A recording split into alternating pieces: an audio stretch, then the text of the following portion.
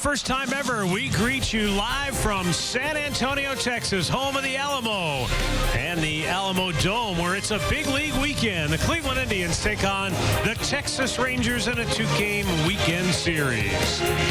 Hello again, everyone. Matt Underwood alongside Rick Manning, and a happy wearing of the green. Happy St. Patrick's Day to all of you watching tonight. Indians, Rangers, interesting that they'll renew acquaintances with Mike Napoli, who last year in his one season with the Tribe set career highs in hits, homers, runs batted in. But unfortunately for Mike in the offseason, wasn't a lot happening for him free agent-wise. No, he ended up going back to Texas for the third time in his career, but he really meant a lot to this Indian ball club, not only on the field, in the clubhouse. He really became friends with a lot of players in there and was something very special, so we wish him the best of luck, but he did have a very good year with the Indians last year. Napoli signing a one-year deal to play with Texas. Meantime, Danny Salazar will get the ball for the Tribe tonight, hoping to ramp up for opening day. Well, for Danny, I think it all revolves around his fastball and command of that fastball. He averaged about 4 walks per 9 innings last year. If he could get that down, he got off to a tremendous start. We want to see him get 32, 33 starts this year, go out there and be consistent for the Indians. That's what they need. Consistent. You hit the nail right on the head. We'll see what Danny Salazar has to offer tonight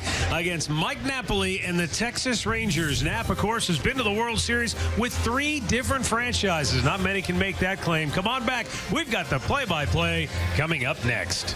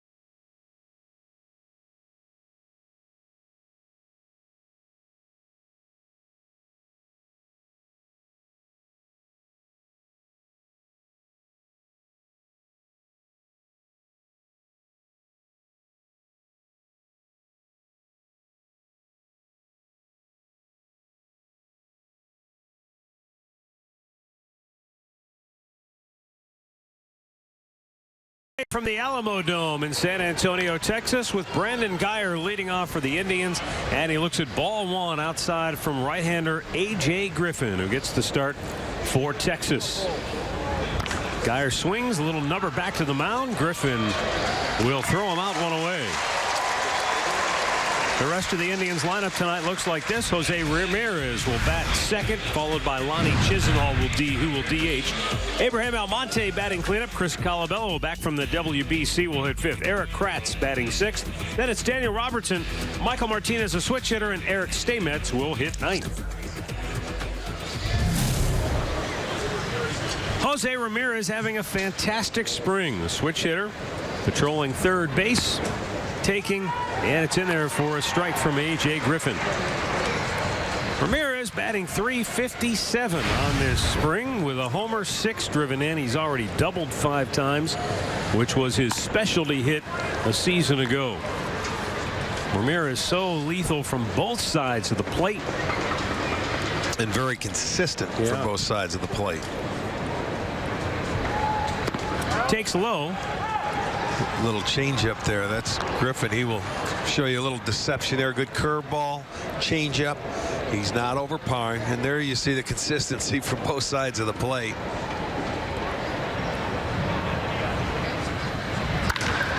He ropes this one a deep left, but Puello will make the catch for Texas. And there are 2 down. For A.J. Griffin, coming back for the second year with the Texas Rangers. He was 7-4 last year, .507 earned run average, just 119 innings. He missed a couple of years because of Tommy John surgery. So from 14 on, he missed a couple of years, but back in and, you know, did a nice job for the Rangers in that starting rotation for him. Lonnie Chisenhall takes a look at a high curveball. 1-0. Lonnie also swinging the bat well this spring, hitting .286. A couple of doubles, a home run. Sends one high in the air. Right field. Back is Mazzara. He's out of room, and it is out of here. Lonnie Chisenhall puts the Indians on top 1-0. It is a very short porch here in right field. Boy, is it ever. The Alamo Dome is and was constructed for football. So it is being converted and has been for this the 5th big league weekend here in San Antonio. But it's only about 270 down the line in right field. And all Lonnie had to do was get it in the air. That's just a routine fly ball in most places, but it carries out of here. This is really a weird indoor facility. We walked it off now, the dimensions to left field. Down the line they have it at 350. We figured it out to be about 381. Up and away to Abraham Almonte. This is the way it looks. 350 down that left field line, but we figured it's a lot farther than that. Yeah, it was. It sure was. I mean, that's the length of a football field. And now Abraham Almonte tattoos one, and that's gone. And it's 2-0 Cleveland. This is like home run derby in the backyard when you were a kid. Yeah, you know, the pitchers, we heard them talking in the clubhouse. They say, did you see that right field fence? You know, you're either going to have to pitch those left-handers way inside and not let them extend the arms. I mean, this one he hit on the nose. It wasn't a fly ball. It was a line drive, legitimately hit. But and it was elevated a little bit, but I certainly... This is like batting practice here. Not much you can do. Now right-handed hitting Chris Colabello as Abe Almonte gets high fives throughout that Indians dugout. And Colabello looks at a strike. Chris was with the Italian team during the World Baseball Classic, and they played hard. I mean, they gave a number of teams hard-fought battles throughout. Swing a foul back out of play. I thought they were going to beat Venezuela, and then Miguel Cabrera, of all people, came up and tied it up and sent it into extra innings. Right. And now Cabrera's done for the rest of the WBC. You were just telling me that. He's got back problems? Back issues, right. They got beat by the Dominican last night for their second loss in the second round. 0-2 the count for Colabello, and Griffin with a fastball, and it's fouled right back. Yeah, you get, as a right-handed hitter, you want to get that right field stroke and take it that way if you can.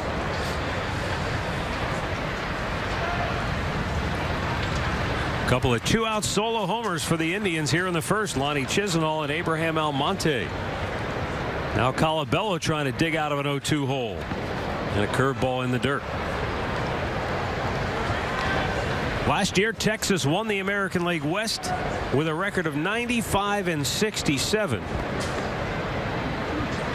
Jeff Bannister's club was terrific during the regular season, but in the postseason, their pitching fizzled fast.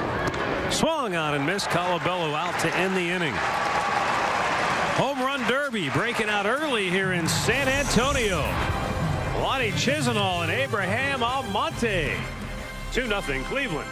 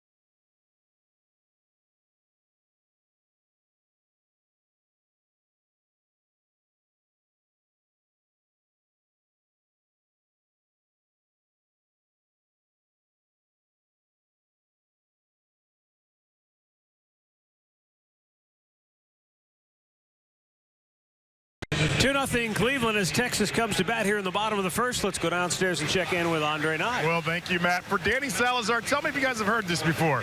This spring has been all about tempo. In his first 3 starts, he was walking a lot of guys, and he was getting his tempo off. His last start in Arizona was a 4 innings, 6 strikeouts, 1 walk, and right afterwards he said, my tempo was better, and everything else played better off of it. He was 91, 92 miles an hour in the first inning, got up to about 96 in his 4th inning, said he could have went 2 more innings, and the strikeout was there because he was able to throw more sliders and more curveballs. So look for him to kind of use all of his pitches early on tonight. I like that tempo, the rhythm, not overthrowing, and because a lot of times when he pitches like that, Andre, he elevates the fastball. You want to see him get it down in the zone early. Delino DeShields, the leadoff man for Texas, serving as the DH tonight. He's in a fight trying to secure a spot on the everyday big league club. He's one of the guys in the mix for the left field spot. Swung on and missed, blew it right by him. Rangers figure they'll have some kind of a platoon set up in the outfield with guys like Delino DeShields. Jurickson Profar's a switch hitter, but he's kind of limited to just one side of the plate as that ball is fouled off the screen over the right side of the Rangers dugout. Well, you have Chu out there as well, so he's not going to play every day with his injuries that he's had in the past.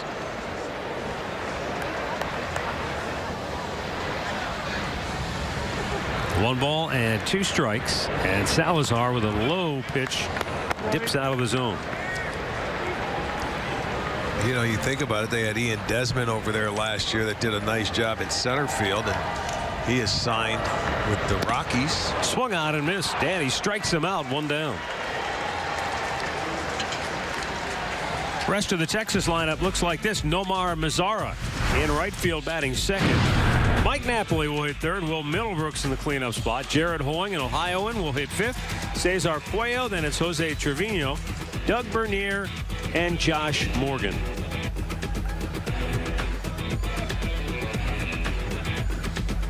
Well, Salazar strikeout already. He leads the team in strikeouts. That's number 15 for him in the spring.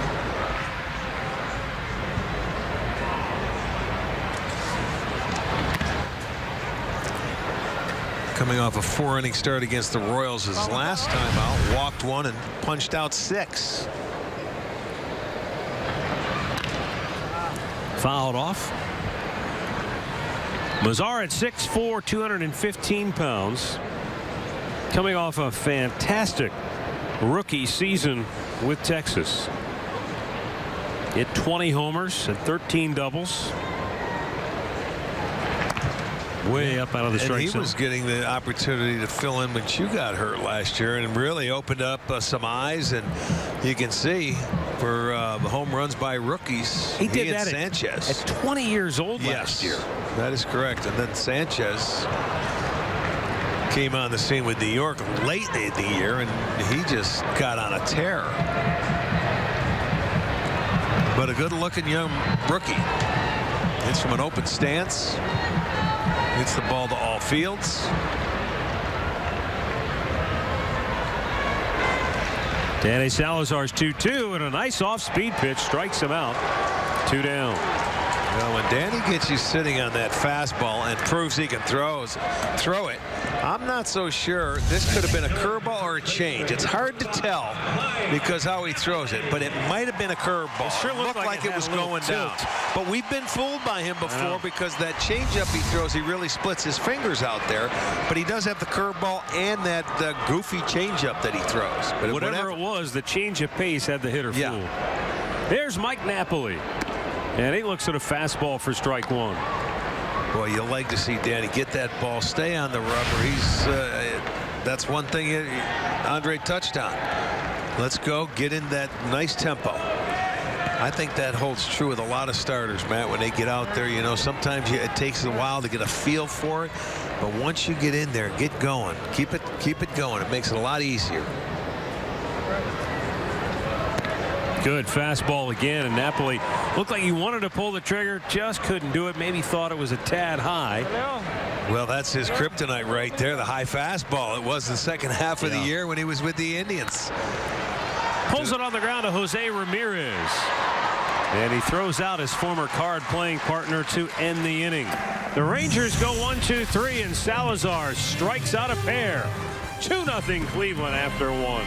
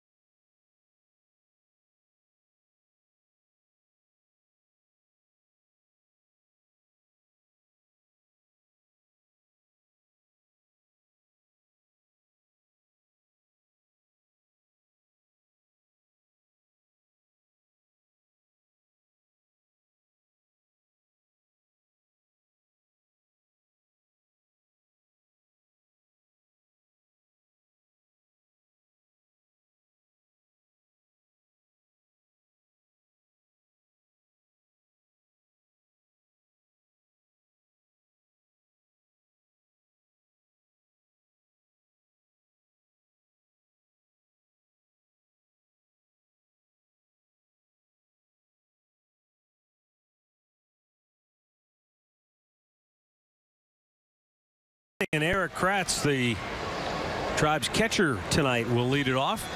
A.J. Griffin with a swing and a miss. Pitch just over the outside corner. Eric Kratz, Daniel Robertson, and Michael Martinez will hit for Cleveland here in inning number 2. And Kratz booms one to deep center field, and she is gone. And that makes it 3-0 Cleveland on their 3rd solo home run of the night already. Kratz, a big, strong guy. Yes, he is. Well, you take it the other way. You don't have to hit it very far, but he hit that one on the nose. Let's check out the swing from Eric Kratz and go into right center field. Oh, he made a mistake, middle of the plate. It just shoots it the other way, and watch where this one goes. Did not take long to get out of here, so 3 hits for the Indians, all solo home runs. Now Daniel Robertson takes the ball down low.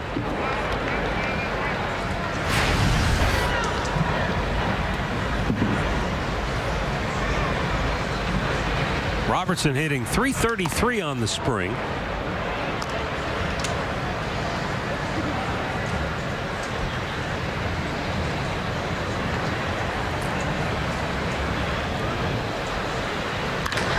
And a ground ball hit to short, backhanded there by Bernier, and a good throw retires him 1 away.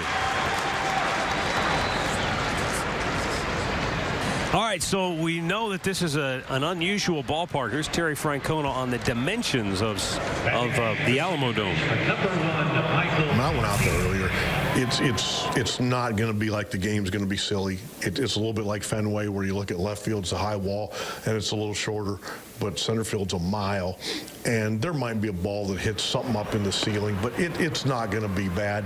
It's nothing that anybody's going to worry about. I mean, they did a really good job of getting in here and setting it up. You know, there's not much to right field.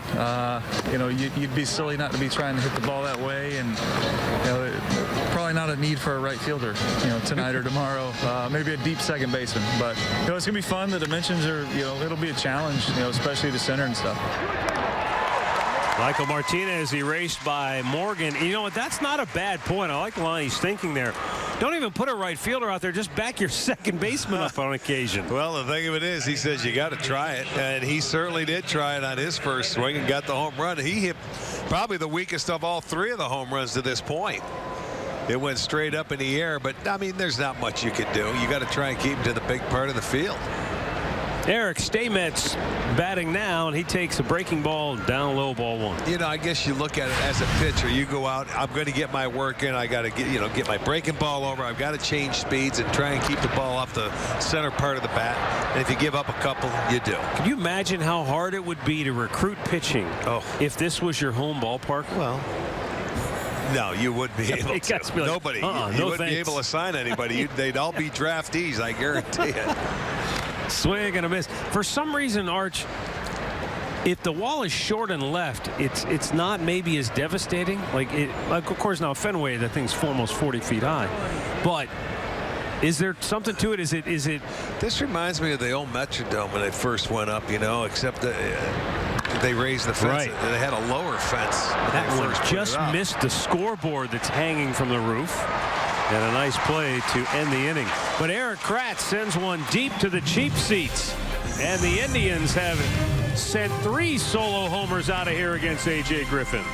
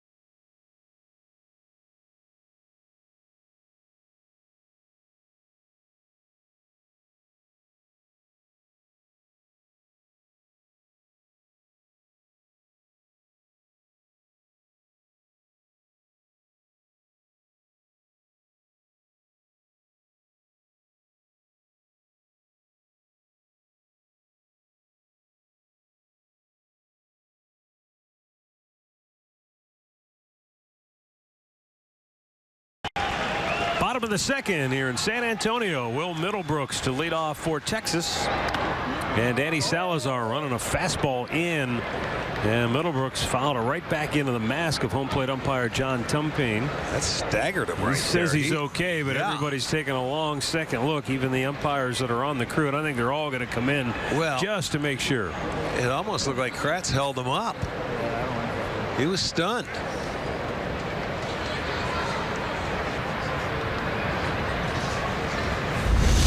Watch it. It stuns him. Direct hit to the mask, knocks it off, and he's ready to go down, and Kratz sort of gets him. Now they want to talk to him and give him a little breather. And now with the concussions things, that's what they want to look at. There's a look at the umpiring crew tonight. John Tumpane behind the plate. Adrian Johnson is in the middle of the picture. It's funny. We watched them walk in today before they got dressed, and it's almost like they took a tour of the whole field on the ground rules with somebody here familiarize to make sure. Themselves. Exactly. He thought he was going to have the easy end of it because he was behind the plate.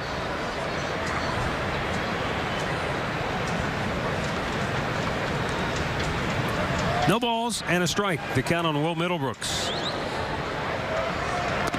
Fastball low and away, 1-1. Middlebrooks, we remember him early on coming up with the Boston Red Sox.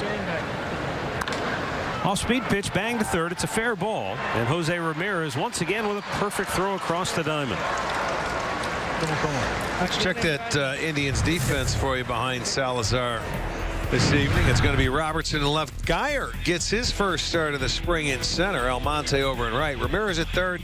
Stamets is at short. Martinez at second. Colabella is at first, and Kratz behind the plate. Here's Jared Hoying. Hails from Fort Laramie, Ohio.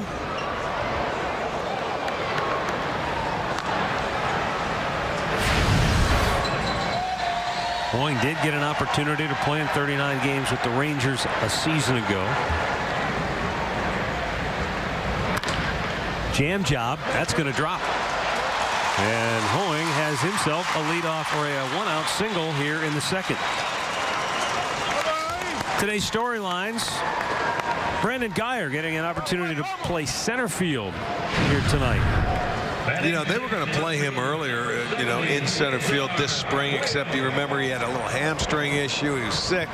Last week he was supposed to play, so he's finally getting the start out there tonight.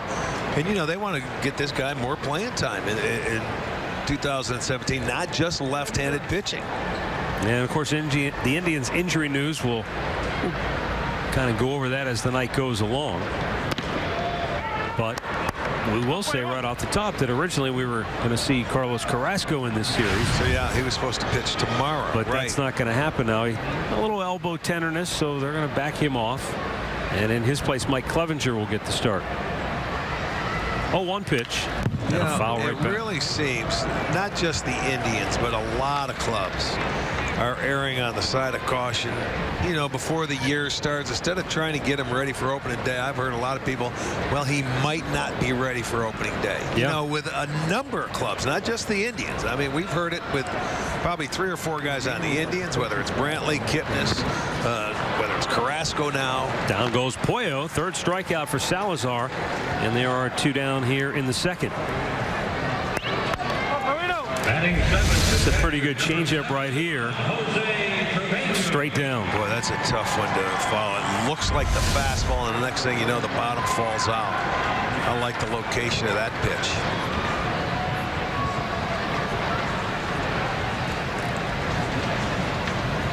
But when Salazar is on his game and throwing strikes like he is right now, he makes it look easy because they can't catch up with his fastball, and then anything he spins up there, it's crazy.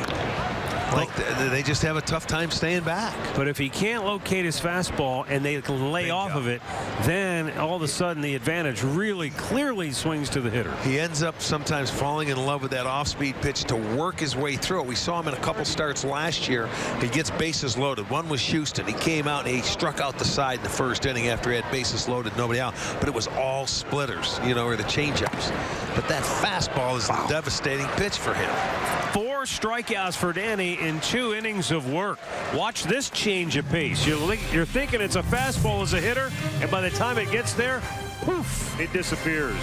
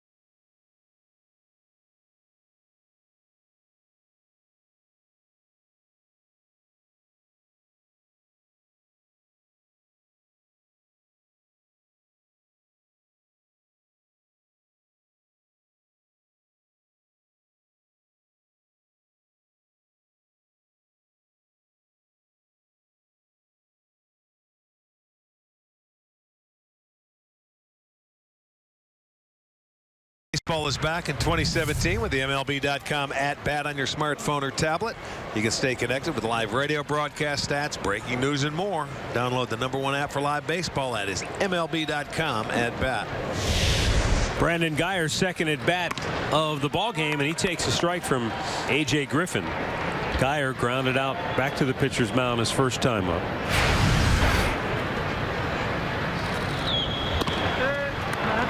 And he's quickly in the hole 0-2.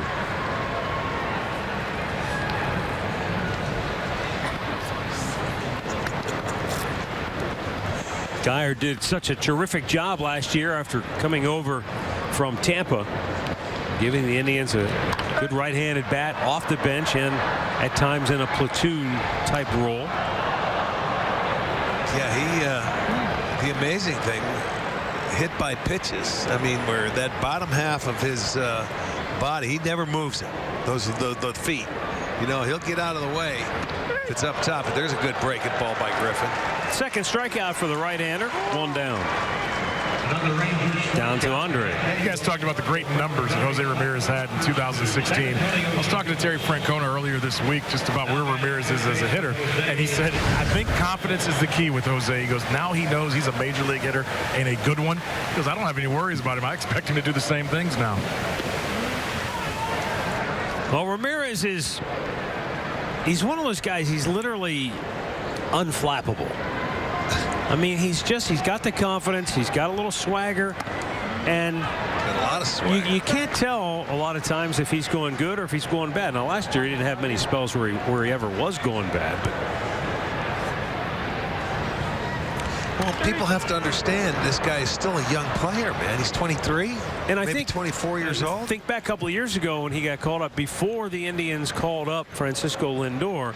I think there was just, whether it was pressure that he put on himself or just wondering, hey, what's going on here? Am I the guy, or is Lindor am I just keeping his seat warm? He's looking in the rearview mirror instead of taking off for himself. That's the only time we've seen him where he wasn't maybe just loaded with confidence. And A.J. Griffin with back-to-back strikeouts here in the third. Rick, if this was a regular season game, Terry Francona would be feeling pretty good about things, because a year ago when the Indians scored first, they went 63-20. Yeah, that's an incredible number. Well, when you have the pitching that they have, it is awfully good to get on that board. And also when you consider that when they scored 4 or more and they're one run shy of that, they went 78-21. So score first and get to the number 4, and holy mackerel, they were they were a load for opponents. Well, hopefully the same thing holds true this year. Same situation. And you know what? When you look at a lot of teams, which we did last year, a lot of the decent teams that scored first, they also won. You know, they're in the same boat. Because you get a team a lead and they've got pretty good pitching, and you turn it over to bullpens now, boy, and they could slam the door on you. It turns into a 6-inning game. Lonnie lifts one toward left center field, and Jared Hoying makes the catch. Tribe retired in order for the first time tonight, but they lead it 3-0.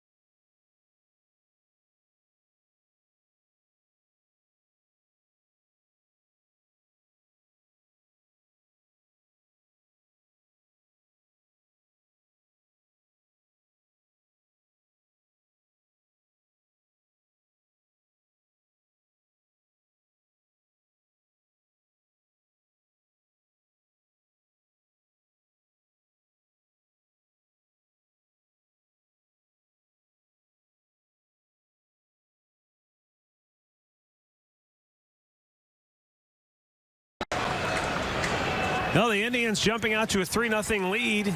Bottom of the third.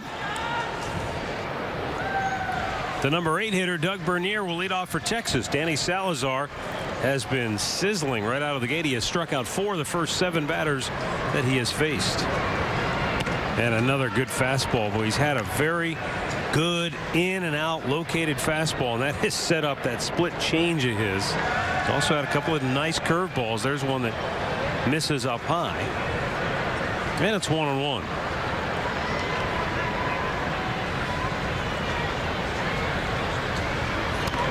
That curveball fouled off to the right. You remember the start that Danny got off to last year. The first half was off to a tremendous start, and then right before, you know, an all-star. the elbow. Yeah, he was an all-star, and then didn't make it to the all-star game. He certainly went, but had the elbow issues and just never was really the same. Blew it by him with a fastball. 5 strikeouts for Danny Salazar. Take a look at the Indians' injury report currently. Michael Brantley continues to work his way back into action. He's going to be in a minor league game tomorrow. Jason Kipnis, he's out, but I'm not betting against Kip being back in action. Now, whether or not he starts the regular season on time or not, that remains to be seen. But, you know, he does not seem very concerned about the shoulder soreness. Well, the Carrasco on there, he said it's only going to miss 1 start, and we know Cody Anderson's obviously, you know, he's going to miss a while, but you need Carrasco and Salazar to have a healthy year this year and pitch 30 starts. Sure would be nice. Yes, it would.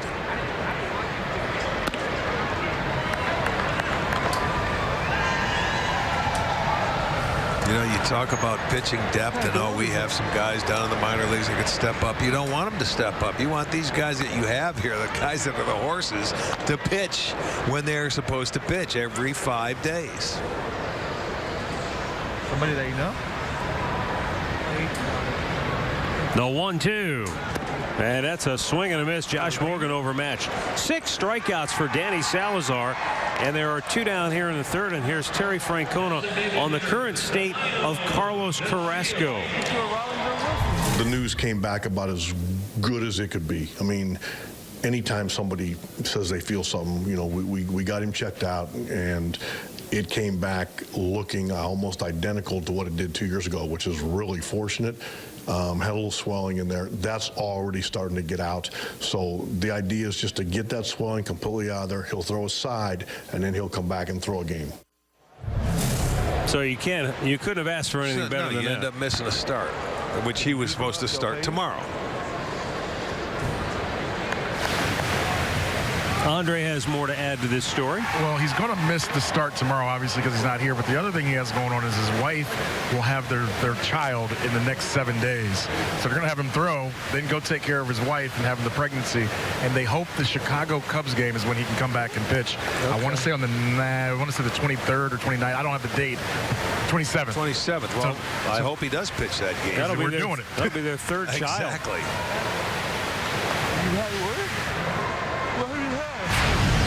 Delino DeShields struck out his first time up. The 3-1. Bullseye and a full count. That's as close as he's come to walking in. Well, I don't blame him. I'd take that pitch too and see if he can get on base, because they've been swinging and missing an awful lot. 6 strikeouts out of the first 9 batters. Off-speed pitch a little high, and Texas has just their 2nd base runner tonight. And that will bring up the youngster Nomar Mazara. Well, he put up these same numbers did Salazar in his last start, except he went 4 innings, had 6 strikeouts and 1 walk. He's done this in so far 2 1/3 or 2 2/3. He's scheduled to go 5 tonight.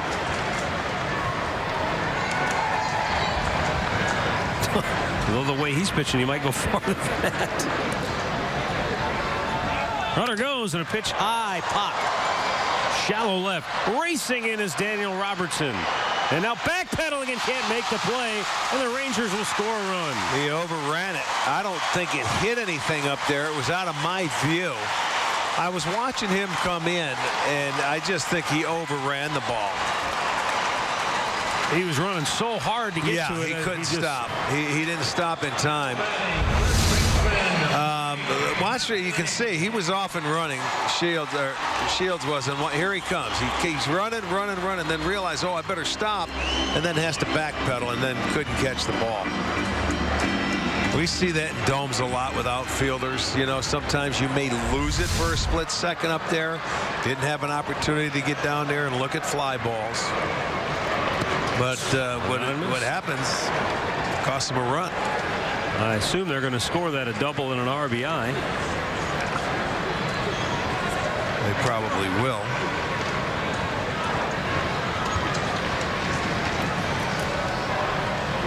Texas on the board, and now Mike Napoli looks at a ball outside. It's off the glove of Kratz. And down to third goes Mazzara.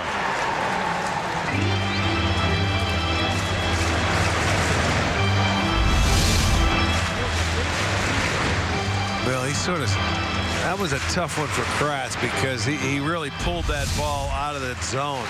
Tough for him to get that big body out there. He had to reach out to try and block it. That'll be a wild pitch.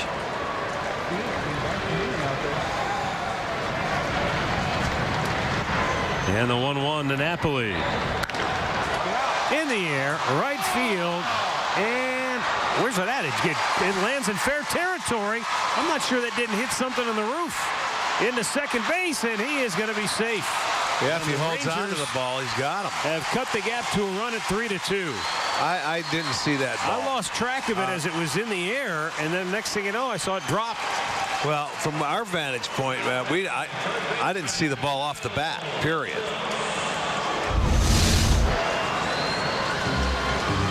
Trying to look at the top of the screen, and I don't know. I have no idea, but it comes down. And it looked like Almonte over there had a tough time finding that ball as well. So goofy baseball here in inning number 3. Yes, it is. And the Rangers are within a run at 3-2 as Will Middlebrook steps up. Andre, what do you got? Did you see that, Andre? Yeah, I think it hit the bottom of the scoreboard. You could hear it. This is like one of those MTV Rock and Jock games. Every player down here is asking me to lead a replay because we could hear it hit the scoreboard when it was up in the air. I couldn't see it. Welcome to Arena Baseball. There's a basketball type scoreboard that hangs from the roof here at the Alamo Dome. That goes to the backstop, and down to third base goes Napoli on a wild pitch, second of the inning. Talk about turning into a weird inning here after the walk. 2 gift doubles, 2 wild pitches. Watch, just slipped out of the fingers. That had to be that little changeup that just slipped up top. That'll go back to the backstop.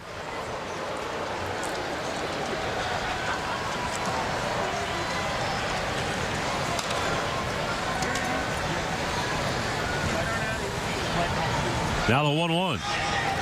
And that's right down Broadway. 1 ball, 2 strikes. So there's the scoreboard. The Alamo Dome has also hosted NCAA games. They used to host the San Antonio Spurs here. So that's a scoreboard that's only in use for certain events. Swing and a miss, strikes him out. And baseball is kind of in a weird spot, though, hovering over the infield. 7 strikeouts for Salazar, but the Rangers are on the board.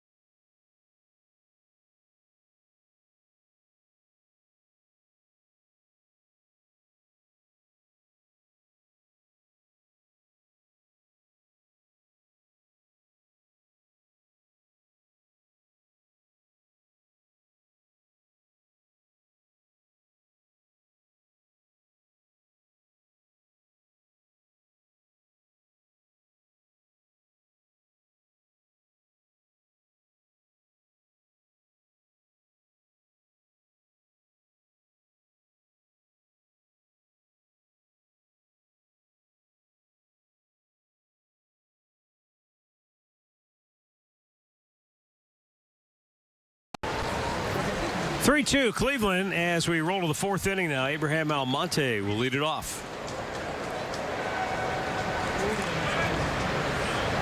Almonte homered his first time up. He just hit a line drive that sailed quickly out of here to right field. And he was trying to park another one out there. 0-1. All 3 runs for Cleveland have come on the solo homer.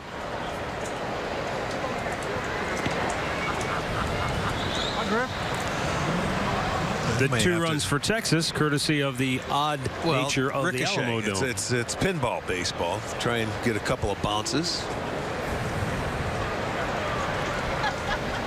Swing and a ground ball to first. Eats up Napoli. Stays with it. And throws him out.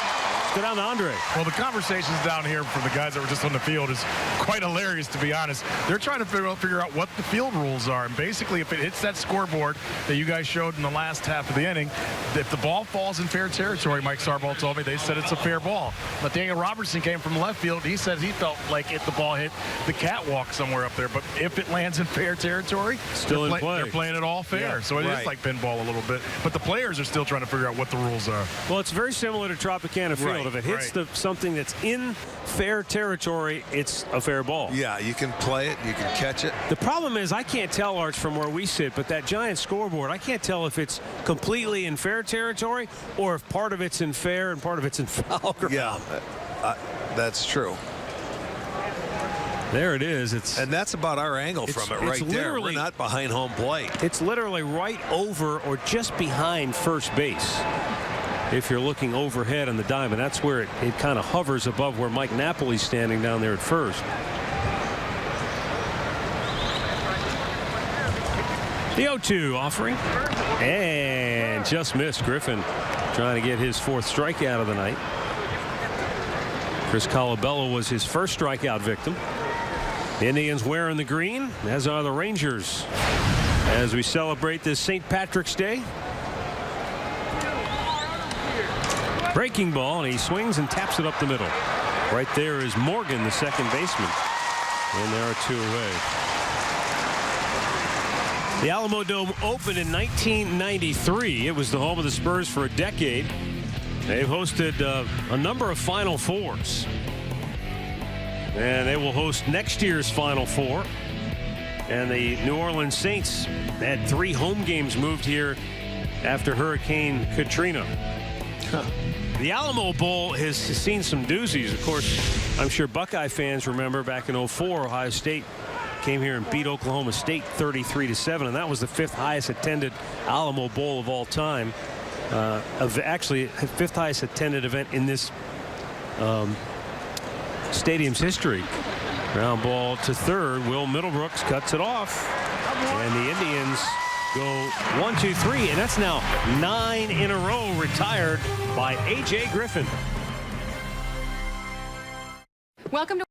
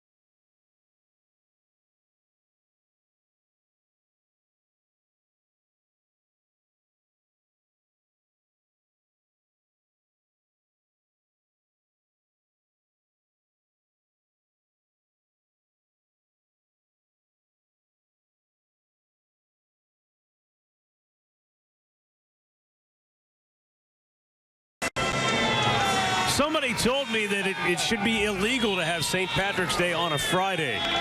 But that's what we have to deal with. Yes, it is tonight. It's no Friday. doubt. It's St. Patrick's Day, and people are in full party mode down here in San Antonio.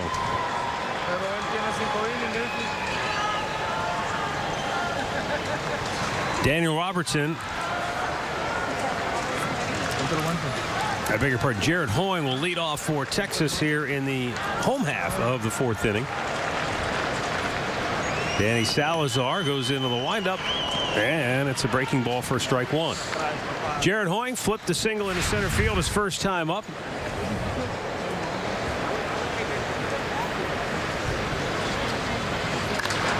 Pops this one high in the air, left field. Robertson in and makes the catch cleanly this time, 1 away.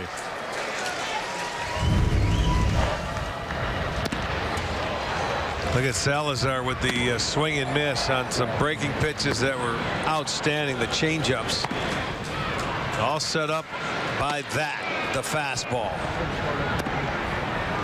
He got ahead early, pitching from in front, and that changeup is devastating. Cesar Puello was a strikeout victim his first time up, puts it in play early here, and Danny throws him out, 2 down. You know, and if you're a hitter, that's what you want to look for. Let me get the fastball early and try and put it in play, because he has something on it. It's tough to do. Jose Trevino will bat with 2 down. He struck out his first time up.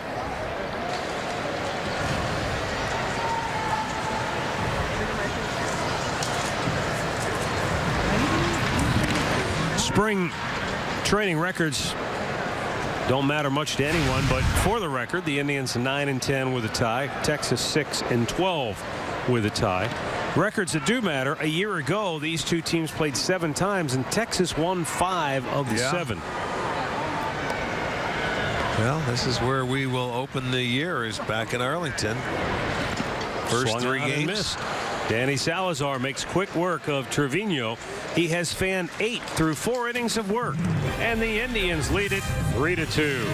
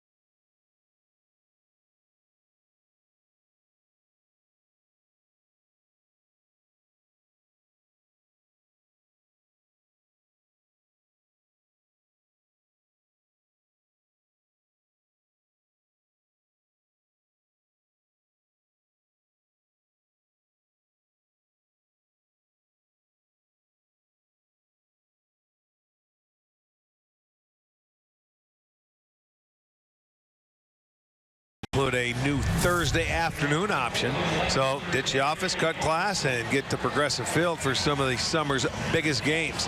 You can go to Indians.com and purchase yours today. Well, A.J. Griffin has settled in nicely after surrendering 3 home runs to the first 6 batters that he faced. He's retired the last 9 in a row. Well, and that's his style. Keep you off the center part of the bat. He couldn't do it early. First 6 hitters, but it seems like, you know, he starts you off, slow curve ball, get ahead, get you looking for something off speed, and then throw his mid-80s fastball. Try and get it by you.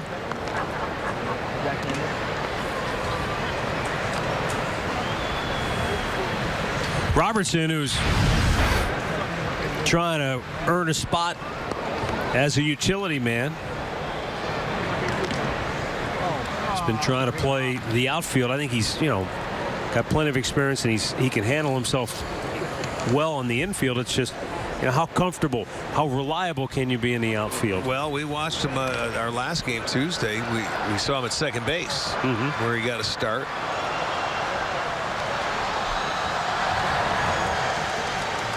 And as Terry Francona has said, that's the biggest thing for him. And when considering players for those utility roles, he said, you've got to be so dependable wherever we put you, because you're going to go into the game. It's going to be in a tight spot, and it's going to be late. And Robertson down on strikes. 4 Ks for Griffin, 1 down here in the 5th. Down to Andre. Well, before the game, I got to catch up with Mike Napoli, and he talked about his 3rd tour of duty as a Texas Ranger. Obviously, it was pretty tough. But what we accomplished last year, and them kids growing up, experiencing the winning, it's huge for them. So, going into the offseason, not knowing I was going to come back, it was pretty tough. You started something, you wanted to finish it, and but this is how baseball goes. The business part of it, and I couldn't ended up in a better place. What does it say that Tito said when the team signed Edwin? Everybody was celebrating, but it was bittersweet for him because he had to call you. What does that mean about the relationship you were able to build with Tito last year? I mean, we built such a close one that he's going to be part of my family for the rest of my life. He's a special man. I learned a lot from him. Indiana's got a great player in Edwin, so they're going to have a great squad. They're going to be there in the end, and hopefully we're facing them. I think bittersweet. Andre hit the nail on the head there. Bittersweet. But you know what? It tells you everything you need to know about Terry Francona, that when they signed Encarnacion, the first phone call he made was to Mike Napoli. Well, that's all part of becoming a good manager, and relationships and communicating, and that's something that has to be done. And I don't know if anybody does it better than that guy right there. Swung out and missed.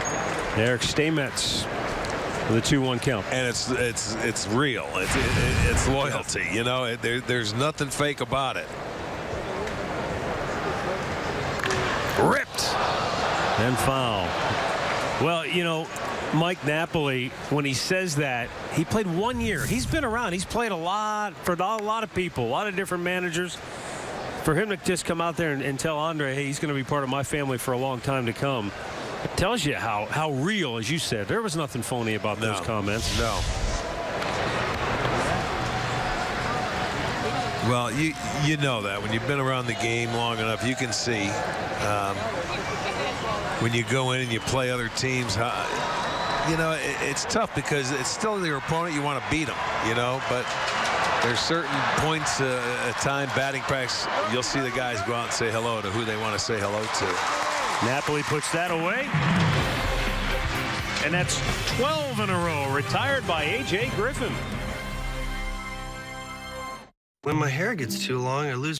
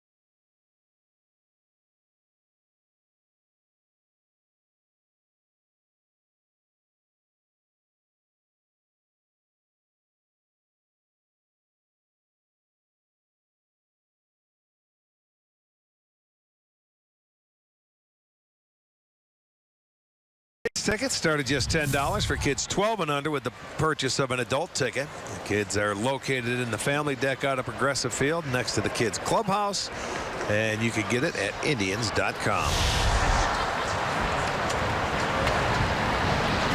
Speaking of tickets, the Indians have already sold as many tickets as they did last year by the 4th of July. Beautiful. So we haven't even started the season, and they've already sold as many tickets now as they did through the 4th of July of a year ago. So hopefully that means we're going to have a big year at the ball yard. You certainly hope so. If they get off to a good start, let's hope we have a nice spring and all that snow gets out of there and have a warm weather. Snow? What snow? What are you talking about? Well, I'll tell you what. You know what's been nice is that last week or 10 days in Arizona where it's been 80, where these guys can really get themselves going and into shape. I know it's not going to be anything like that, but that's sure is baseball weather. And it's nice to get yourself working into shape in that kind of weather.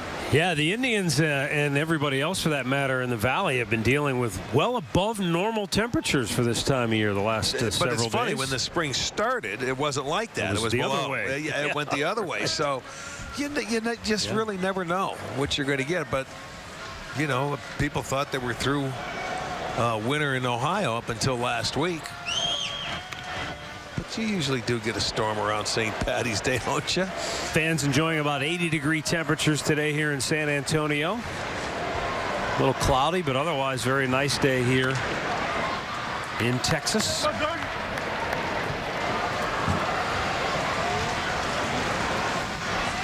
Yeah, I don't think Mother Nature's done with Northeast Ohio just yet. No, you got one little late doozy coming. Well, you never know. And it doesn't have to be Ohio. It can be Chicago. It can be any place back east. Strike three call. Danny Salazar with his 9th strikeout of the evening.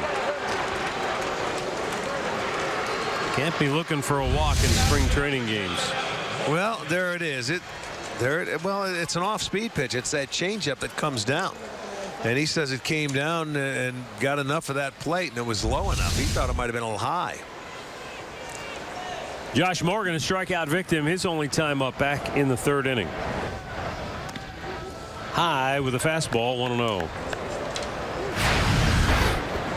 You know, looking at Danny right now, I don't know, maybe could be a little fatigued, but that one was slower. But that one gave up the base hit. He elevated it. Just the 4th hit of the night for Texas. Well, and a couple of the hits really should have been hits. Yeah, I don't know if we. You know what I'm saying? Let's not call all those hits, right? I don't want to, because there's a fastball up there. He did a nice job of staying inside the baseball. That's legit. Yeah, that's a legitimate hit. It was going right back at Danny, and he says, "Okay, I'm gonna duck underneath that one." That was the second legitimate hit that they have. The other two, the two doubles, when they scored in that 3rd inning, to me, it was byproduct of the ballpark. Top of the order, Delino DeShields. He bunts, foul.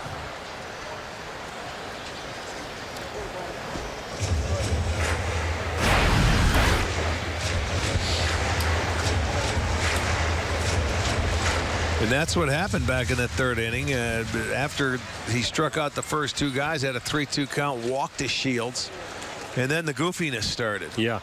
And remember, DeShields was running on that pitch that Mazzara hit to left field. And he's been running a lot this spring. He leads the Cactus League with 5 stolen bases. Why? Well, he's trying to win a job. He's trying to show his manager that I can be your guy in left field, and I can make a lot of things happen. That's what you have to do if you want to make a ball club. That's part of his game. That's why right there with 2 outs, he tried to bunt to get on base and keep everything rolling.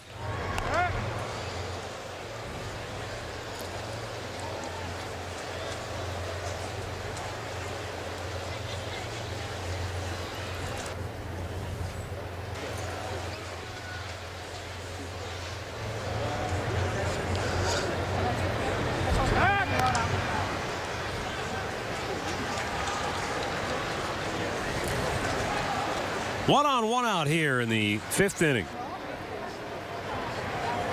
Josh Morgan at first base, held there by Chris Colabello.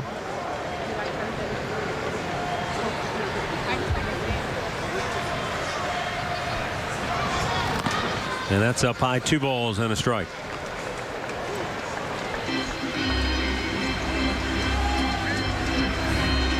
Now could be the time you may want to start that runner at first base, and it would seem like a fastball count for Salazar here,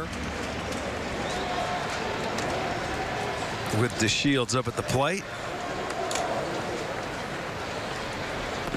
Low, 3-1.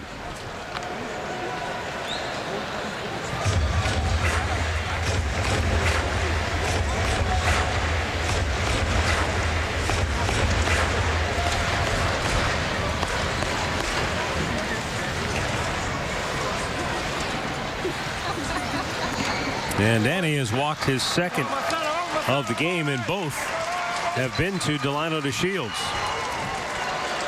Back in the third inning, here were the back-to-back doubles for Texas. This is a routine pop-up. Yeah, just a routine fly ball that he overruns in left field. Scores DeShields, who was on the move, and then Napoli hits a fly ball, hits the scoreboard, and you can see where Almonte was, and that ball dropped, and it was not even close. The only thing I wonder on the ball Napoli hit is that because it's such a short porch and right, if it hadn't hit the scoreboard, I wonder, would it have gone out of here? Or maybe it'd have just gone foul. I was thinking the same thing. It looked like he was tardy on that to me, and it might have been foul. So here is Nomar Mazara. And the big guy looks at the ball down low. Danny Salazar with 9 strikeouts on the night. But after the line drive single by Morgan and the walk to DeShields, his 70th pitch of the night to Mazara is a beauty. And a strike to even the count.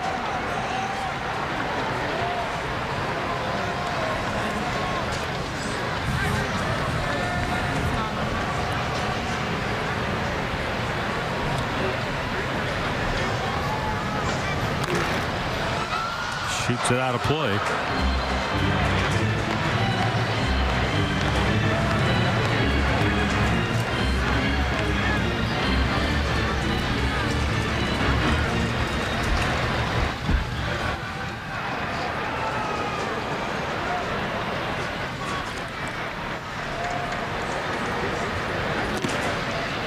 Down and in. 2 balls, 2 strikes. With 2 on and 1 out here in the 5th, and Cleveland leading it by a run.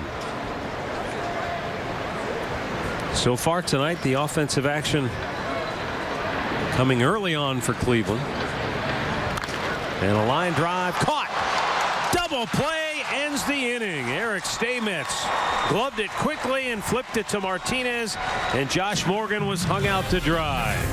5 complete. Cleveland 3, Texas 2.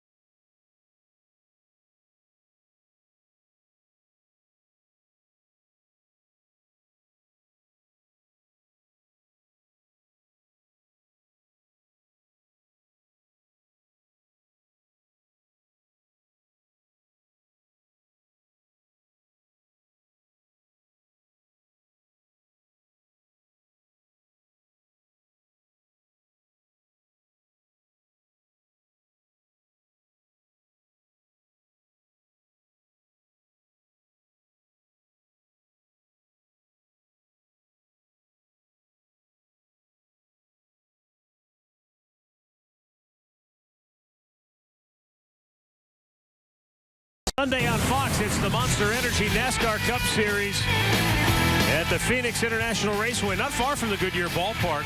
It's Kevin Harvick's personal playground. Monster Energy NASCAR Cup Series racing presented by Polaris Ranger. Sunday at 3 Eastern on Fox. Danny Salazar's night is over after going 5 solid innings. Gave up a couple of runs on 4 hits, but somewhat tainted. Struck out 9.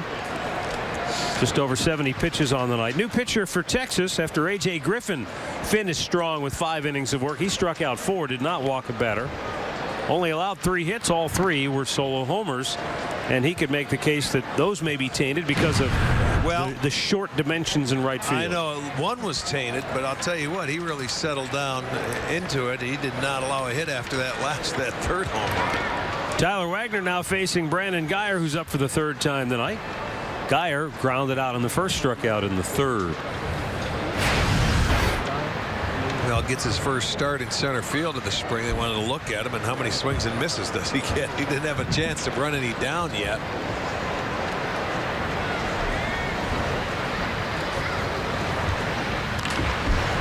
Little tapper, back to the mound. Isn't that the way it works, though, Arch? You want to get a look at a guy, and a ball won't find him. You put a guy out there hoping nothing gets hit to him, and it's like batting practice. First guy in. I'll remember the World Series for a long time when Tito put Carlos Santana out in left field, and he said, well, I'm just, we don't know.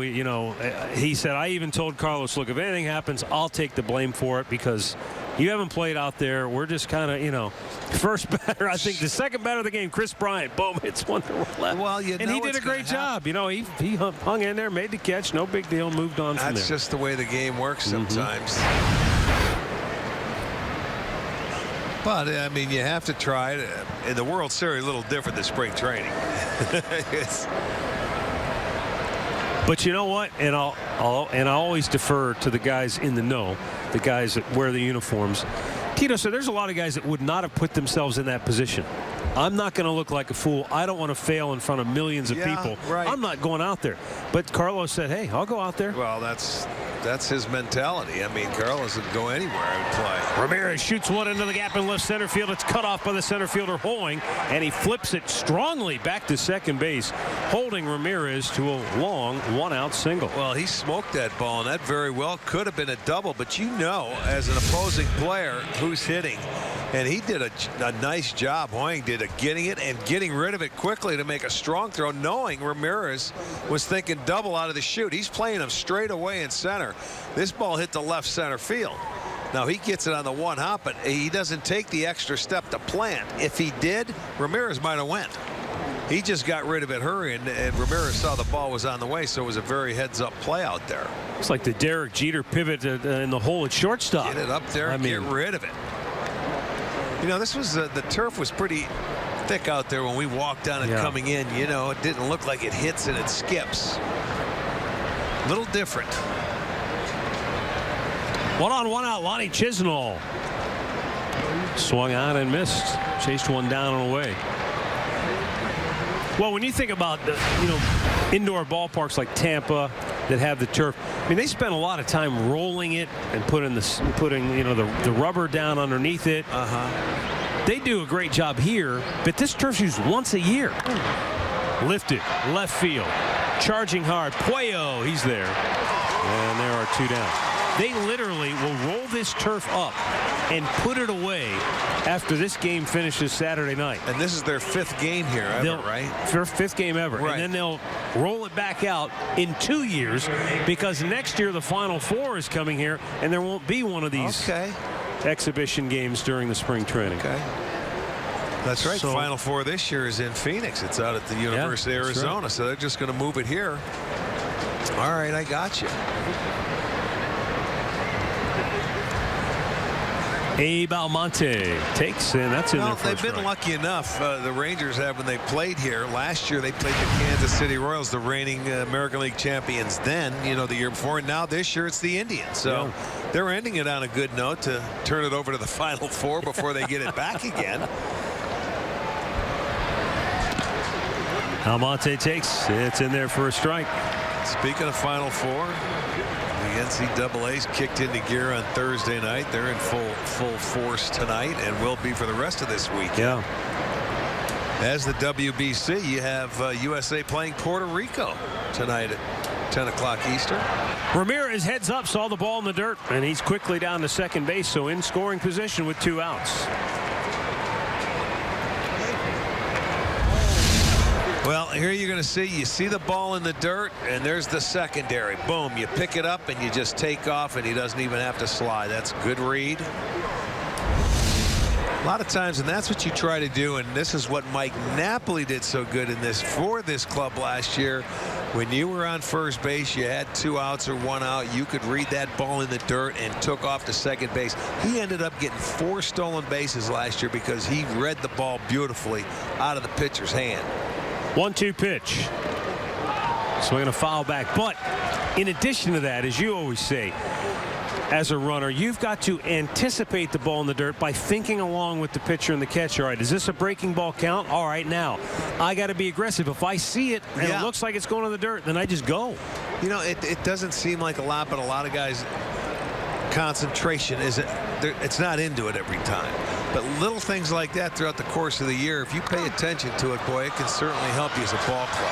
How many times have we talked about it as fans watching the game? Sandy Alomar said it to Andre the other day in the dugout. When you get to first base, if the first thing you do is start chatting up the first baseman, you've already lost time to take advantage of the situation. He's right. He knows. I mean, you've got to put your full attention into every pitch, the count, the score, what's going on, where the fielders are playing after every pitch. So there's no time to talk. Talk to him after the game. Don't be your buddy because you got a hit. Yeah, I'm all right now. I got a hit. Yeah, what about me? Yeah, what about you? Get to second base and try and my score. spikes, I just got them. They're on sale. You know what I'm saying? But it's total concentration when you get to base running.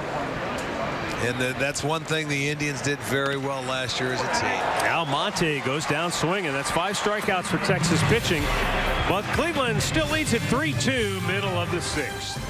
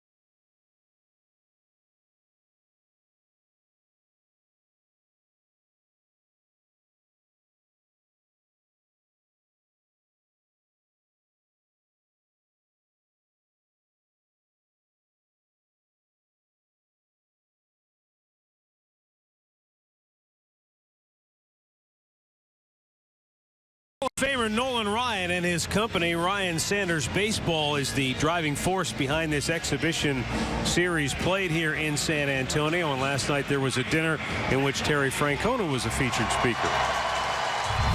I just wanted to move out of the way and listen to him talk. I mean, if you'd have told me 20 years ago that I was going to share a stage with Nolan Ryan, I would have bet on the under. I mean, that was incredible. I was really honored. Last night, Terry told a tremendous story to the audience as Mike Napoli leads off here in the 6th inning for Texas, and left-hander Boone Logan, who's a local not far from here in San Antonio, and a first pitch strike. So Terry gets up and he tells the audience, he's facing Nolan Ryan when Ryan was with the Houston Astros, and he got a couple of hits off of him. And the next day he was working out in the weight room. I'm assuming that was in the Astrodome. I don't know if he mentioned. Well, they were sharing it. Yeah. And he said, here comes Nolan Ryan. He's in there, and he's like, I'm like scared to death. I don't know what to say. Should I say anything to him? Should I not say anything to him? And Nolan came over to him and said, nice job, son. He said, but next time you better be looking out for the bow tie. Or no, he said, you're about due for a bow tie. And Terry said, I said, thank you, Mr. Ryan. And he walked away. And I'm like, what does he mean by what's the bow tie? So he went and asked Buddy Bell, what does he mean by I'm ready for a bow tie? So he asked Nolan last night on stage. We didn't know what exactly is the bow tie. And then Nolan got up, told the story that it was Satchel Paige who told him. Asked him what's the best pitch in baseball. Nolan said fastball. Absolutely. And Satchel said, best pitch in baseball is the bow tie. And he referenced the pitch up and in, just chin under music. a hitter's chin. That's right, like a little chin music. Give him a bow tie. Well, I mean, when you were a young player and you play against Nolan, he would intimidate you. You know, you get to 2 strikes, and he would not be afraid to throw one under your chin because he wanted you to think he didn't have good control. He had very good control. But, you know, I mean, just the fear. I mean, because you weren't watching every game on television like you do now. We hear the phrase effectively wild. He probably was one of the best at being effectively wild. Because, you know, he threw hard enough and you're going, wow. And then you get to 2 strikes and you get up and then you go, whoa. You know, you don't really go in. And half the time he's throwing a no-hitter coming into you, you know. He didn't give up many hits, and he would grunt and yell and moan around, and he'd prance around the mound like he owned the field, which he did. Boone Logan fires, and Napoli pops one straight up on the infield. Let's see if this hits anything. Michael Martinez waving for it and makes the catch 1 down.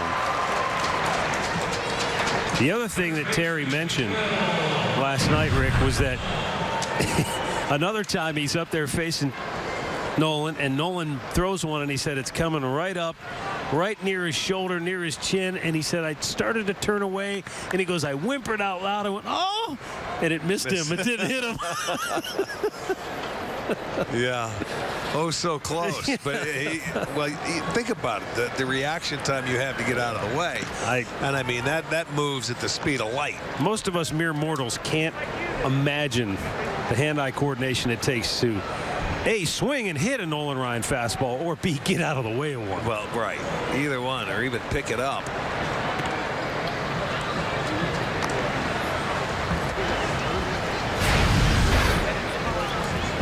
Will Modelbrooks grounded to third in the second, struck out. He was the 7th strikeout victim of Danny Salazar tonight, back in the 3rd inning.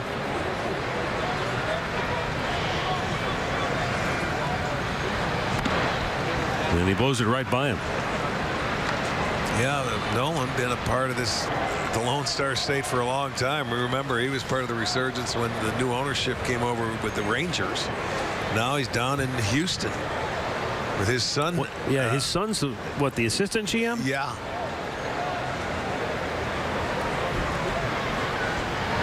Off-speed pitch and a foul back by Middlebrooks just to stay alive there. Boone Logan went to Sandra Day O'Connor High School in a town just outside of San Antonio.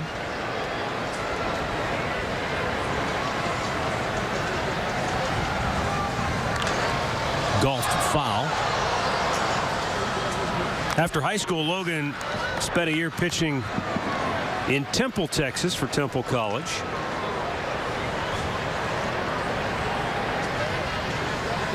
And then was drafted by the Chicago White Sox. Logan's pitched for the White Sox, the Braves, the Yankees, the Rockies. And now Cleveland, as Middlebrooks just waved at it. Strike 3, 2 down.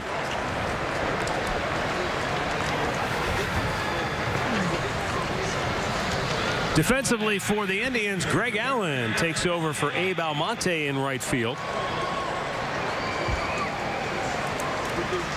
Allen, a really exciting young player for the Indians.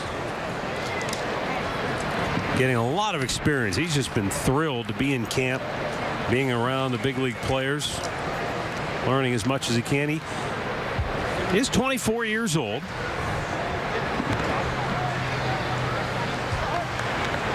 But this will only be his 4th season of professional baseball. He went to San Diego State.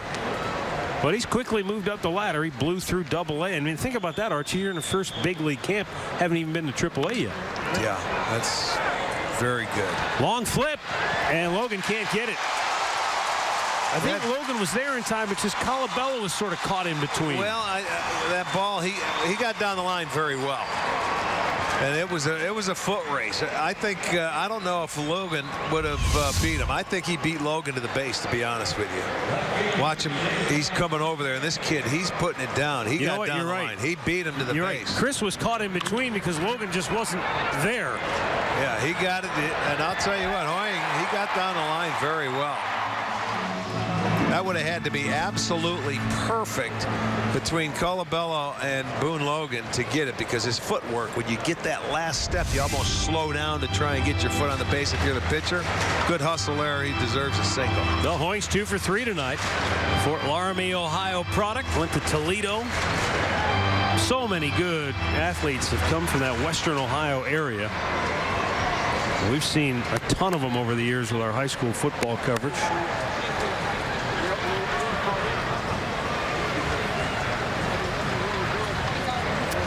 Cesar Puello for 2. Pops it up. And Greg Allen makes the catch at the base of the wall, because even a pop-up is to the base of the wall here in right field tonight. No runs ahead, a man left. We played 6. It's Cleveland 3, Texas 2. It's not how fast you mow.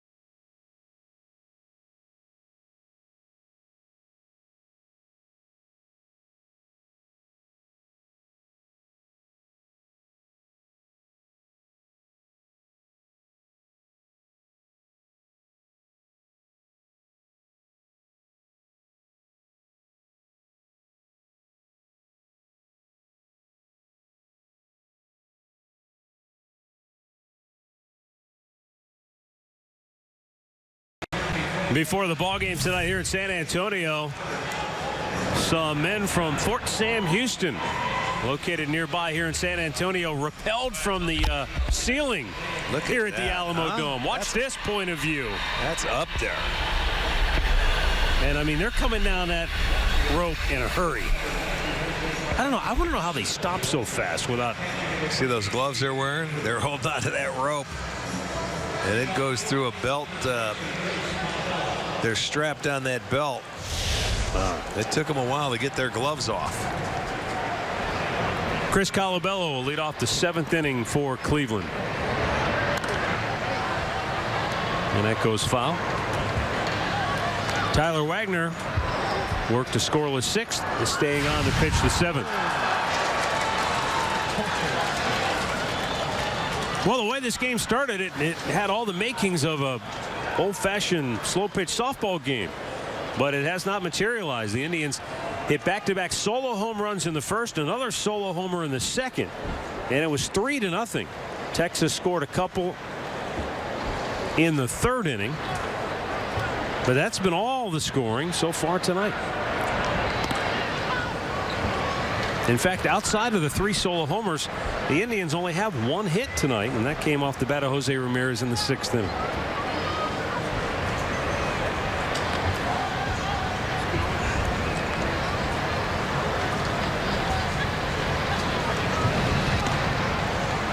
Way outside, he did not go, and it's 2-1. Last year in the postseason, Texas went in having won the AL West, but they go up against the Toronto Blue Jays. And the thing that Texas felt like, hey, we've got going for us is we've got a pair of aces. We've got Yu Darvish. We've got Cole Hamels. Not many teams can match us. Except the Toronto Blue Jays mashed them. Yeah. And their aces went right down the toilet. And the next thing you know, you're down 2-0. And they never led a single inning in that postseason series. That's hard to believe for the Rangers, the way they could score. That's Steve Buechele on your right. Yeah. He is the bench coach. So with the split squads and everything, Bannister is not here, the team manager. For the Indians, this is their 2nd split squad of the spring as Colabello goes down. 2nd strikeout for Tyler Wagner. 1 down here in the 7th inning. A look back. Here's how the Indians got on the board. Lonnie Chisenhall lifted one to deep right, just over the 19-foot wall. And an Abe Almonte with a scorching line drive that flew out of here. Those were back-to-back. Then Eric Kratz led off the 2nd. That was a booming home run. That was it for Griffin. He didn't allow anything else after that. Retired the next 12 in a row and said good night, everybody. Kratz swing and a miss to the ball down low.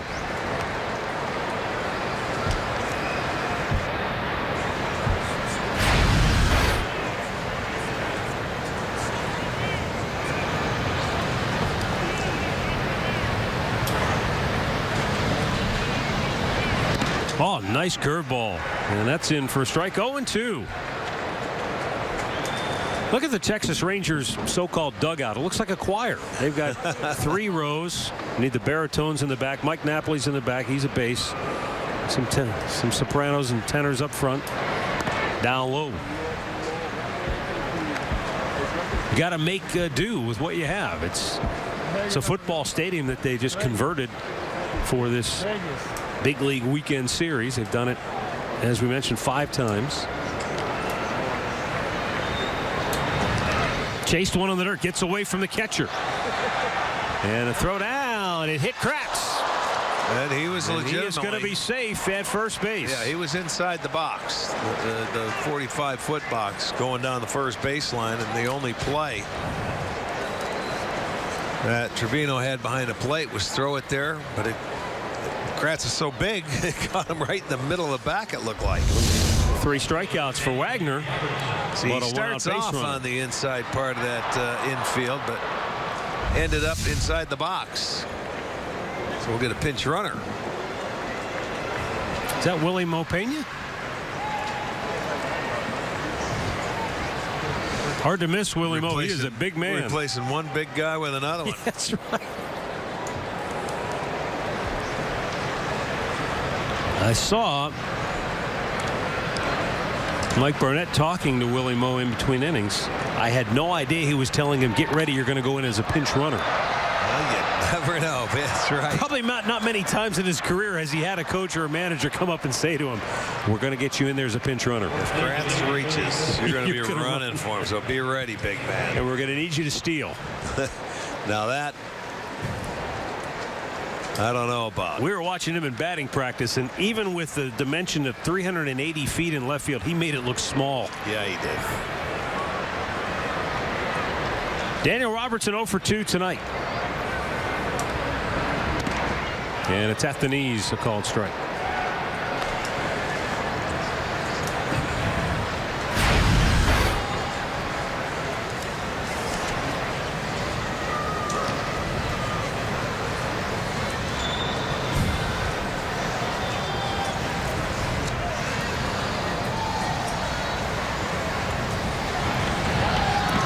Down low.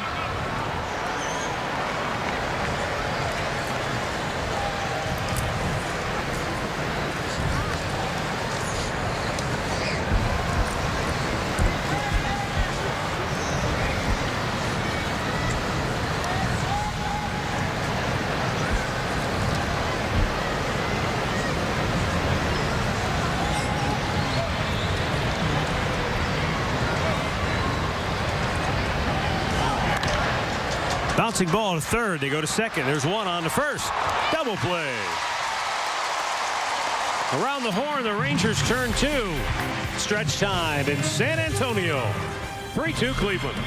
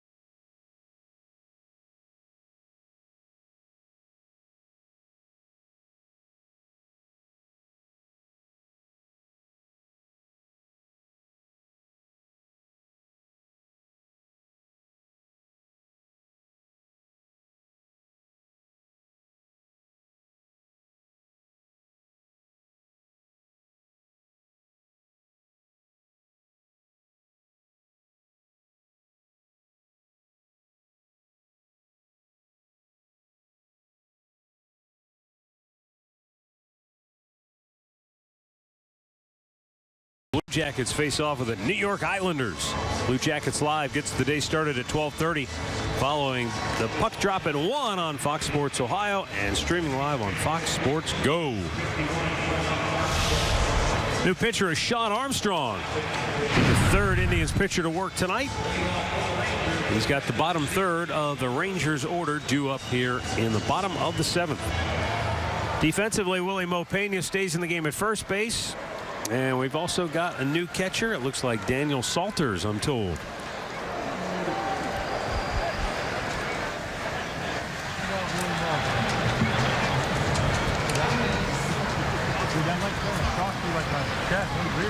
New batter for Texas.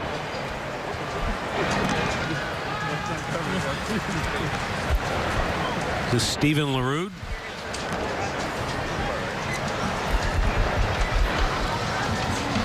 New catcher.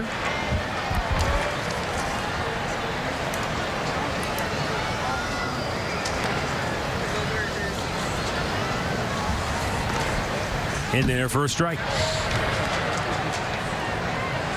And this is that point in the game where the changes will be coming for both teams. Probably fast and furious. Yeah, but we're getting to that point in the spring where you're getting guys playing a little deeper and longer into the game. Yeah, you go there 5 innings, but it may be a little more difficult here because we don't have the spotters and we're not near the press box where we can hear. That's correct. And because you got a split squad, so we have people that we have not really seen much at all.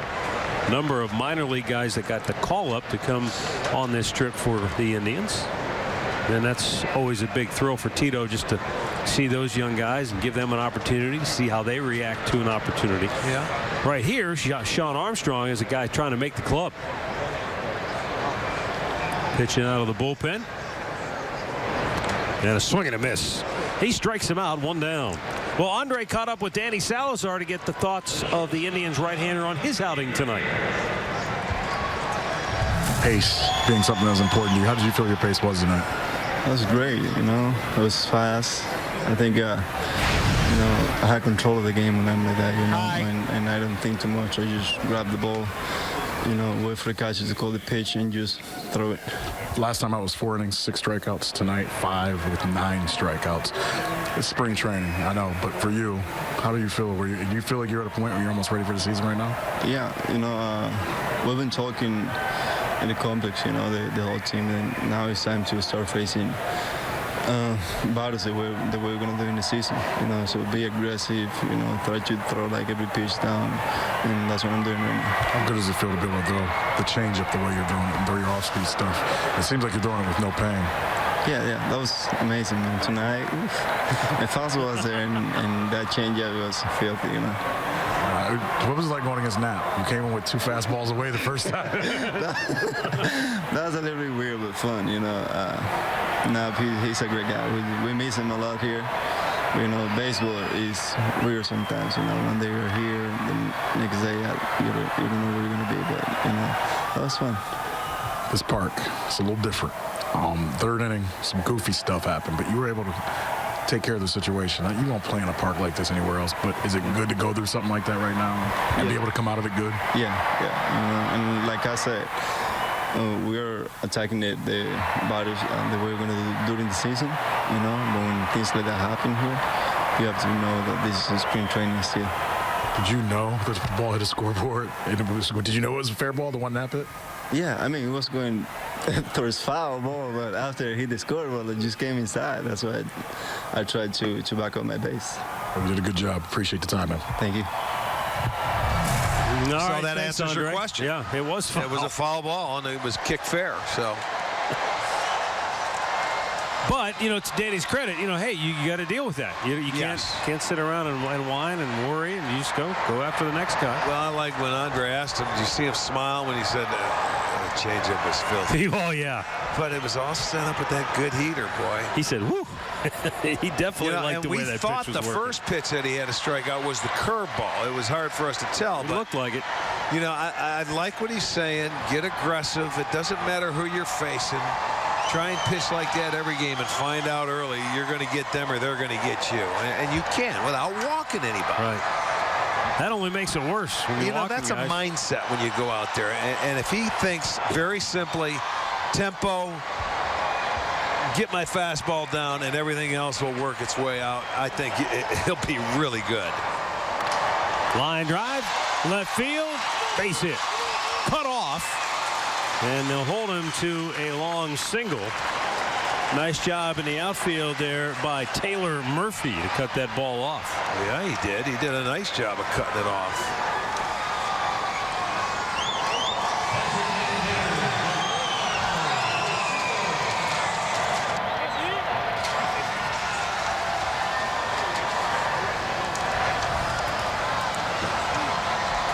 And there is tomorrow's starter, sitting just to the right of Danny Salazar, Mike Clevinger. Clev will get the start in place of Carlos Carrasco. And, you know, the Indians are still very high on Mike Clevinger as far as, you know, his future is concerned. But they don't want him to work out of the bullpen trying to win a spot on this club. They want him to go to AAA and continue to work on being a starter because they feel like he's more valuable to them. Right. In case they need somebody to make a start. So he'll go to AAA and he'll be that depth starter if they need one. Well, he went there last year. Remember what did he start out 11-1 or something like that? Yeah. By the time he got called up, and he's got to go and continue to build and work on off-speed pitches and things like that. It's fouled on the right side. Yeah, he doesn't need to go to AAA and prove that he can get those hitters out. He's already done that. Right. As you said, Rick, he's got to go there and really not worry about results, but work on his game pitches. For up here. Yeah. What he's got to do to those hitters down there. He's got to go ahead, and he knows what he has to do to succeed up here, where guys might take pitches that are just off the plate. You got to refine your game, man. You got to fine-tune it. Armstrong's 0-2. A little high. Big difference between hitters in the big leagues and hitters in AAA. Big difference.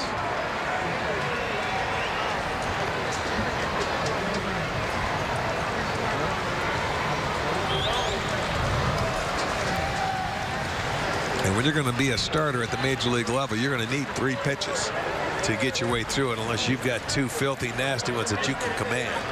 If not, you're going to need 3 to get through a lineup 2 to 3 times.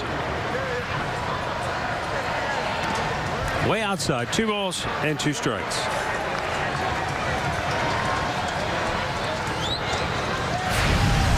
Delino DeShields has walked twice. He scored a run back in the 3rd.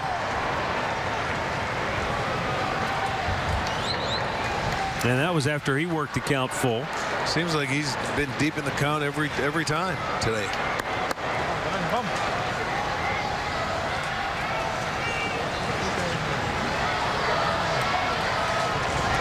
Well, there's a lot of talk in Texas about their lineup, and we're going to have the same conversations in Cleveland. We don't have Rajay Davis, so who is that leadoff guy? Texas is like looking, who are we going to put in that leadoff spot? A lot of people think choose the leadoff guy, but Delano DeShields is a guy who can say, hey, wait a minute, I can do some things, and I can run. I can run. Yeah. I can bunt. You can let those power hitters be power hitters. Well, as they say, it usually works itself up. Runner was going, big turn at second, and then Morgan stays there. So 2 on with 2 out after the walk. DeShields has walked 3 times today.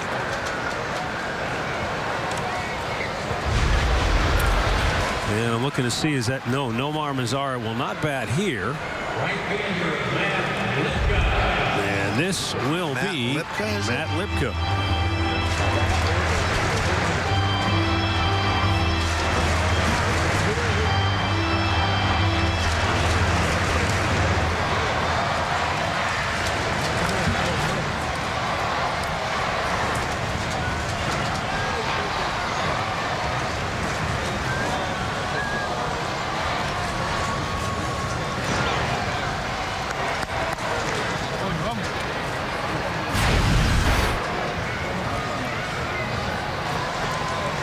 Lipka's numbers a year ago.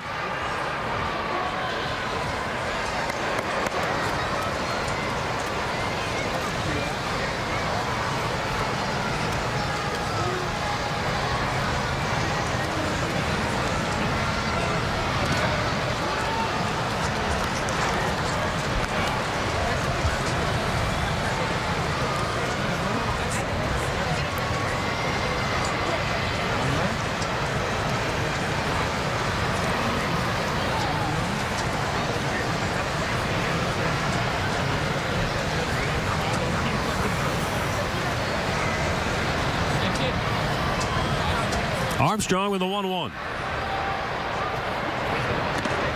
Just missing outside. Well, he came out early and was very aggressive throwing strikes. Now it looks like he might be trying to be perfect and nibble on that outside corner. Stay aggressive. Gave up the base hit. Just DeShields worked a walk. You want to see these guys stay aggressive, even though you get runners on base. Let your defense go to work.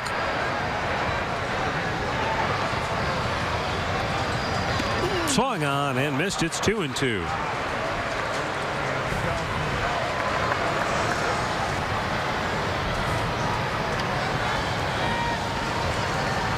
Well, Armstrong's working with a young catcher back there right now. Daniel Salters, 24 years old. Got to Double-A last year and did a nice job for Akron. After starting the year, hitting .281 at Lynchburg. Now the 2-2.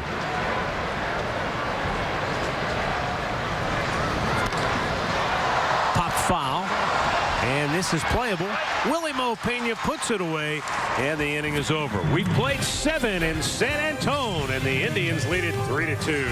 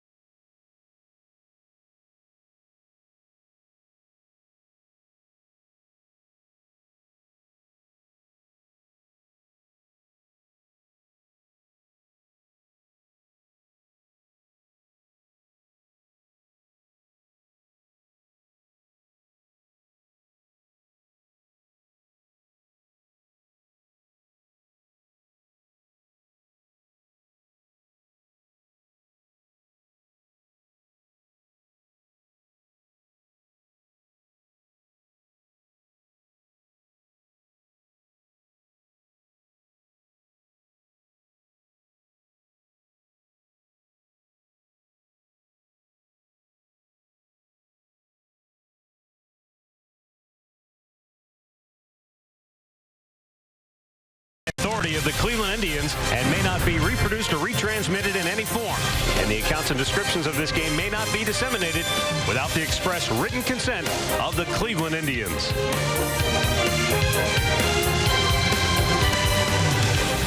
All kinds of changes for the Texas Rangers defensively. The only starter still on the ball game is Josh Morgan at second base. Everybody else is new on the field, including the first baseman. That's the younger brother of Jurickson Profar. That's Jeremy Profar.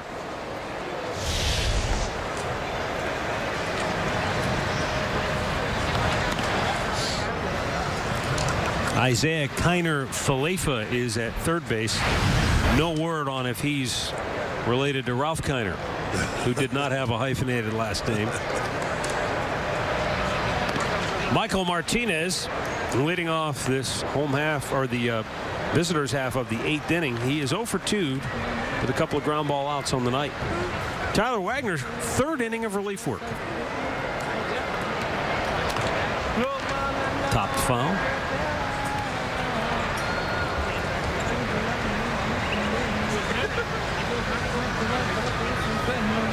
Steve Buechele, former infielder with the Rangers, also spent time later in his career with Jim Leyland and the Pirates. Played in some postseason games there.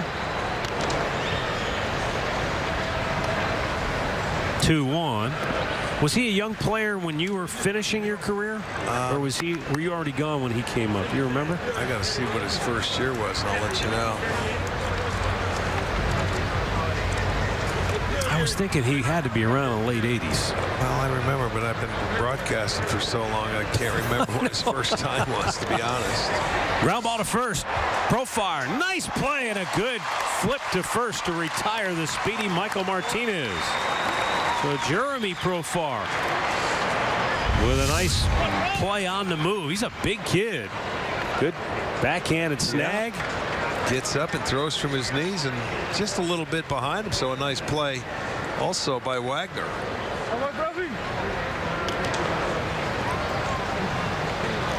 Okay, yeah, he was playing when I was playing for about 3 years, and he continued on into the mid-90s. But he came up in 85. Oh, okay. It was his first year with the Texas Rangers. And then played a lot in 86 and 87. So, yes, he was around.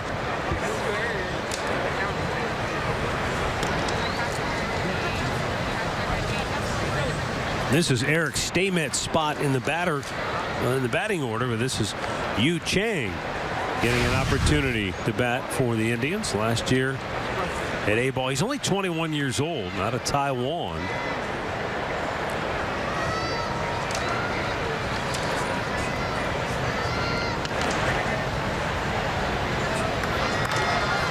Roped left field, fair ball, and it's going to go all the way to the wall.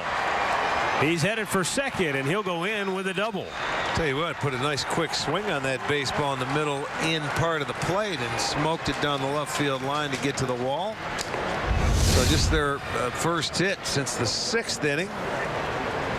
Rick Chang was one of the guys, at least reportedly, when the Indians had the trade in place to acquire Jonathan Lucroy from Milwaukee. He was one of the guys going in that trade. Okay. Well, nice quick swing there. He's very young, but the Indians really feel like he's got some good potential. And obviously, there are others in the game that feel that way too, or they wouldn't have been asking for him in a trade.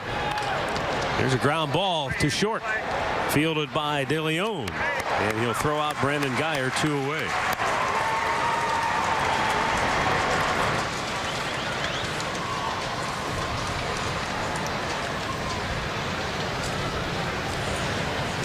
You know, Arch, we've seen so many foreign players, I hate that term, international players impact Major League Baseball over the years, and in particular here recently. And it's been surprising to me, for as many years as we saw Taiwan so dominant in Little League Baseball, that we haven't seen more Taiwanese players, come over and get to the major leagues. But maybe Chang is the guy that's going to lead the way. Internationally speaking, it used to be most of them would come from Japan originally. Yeah. You know, but they are coming from all over the place now. Baseball is certainly growing. The international game is intact. That's why Major League Baseball loves the WBC. You know, thinks it really brings a lot of flavor for baseball around the globe. Yeah. It's just, you know, it's a hard time to try and find it, to fit it in.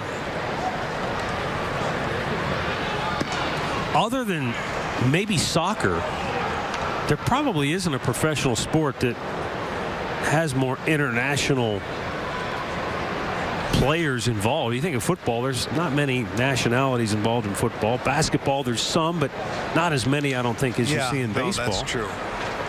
Well, for basketball, a lot of the times you need the height. I know in hockey there are a lot of European players that have impacted the game.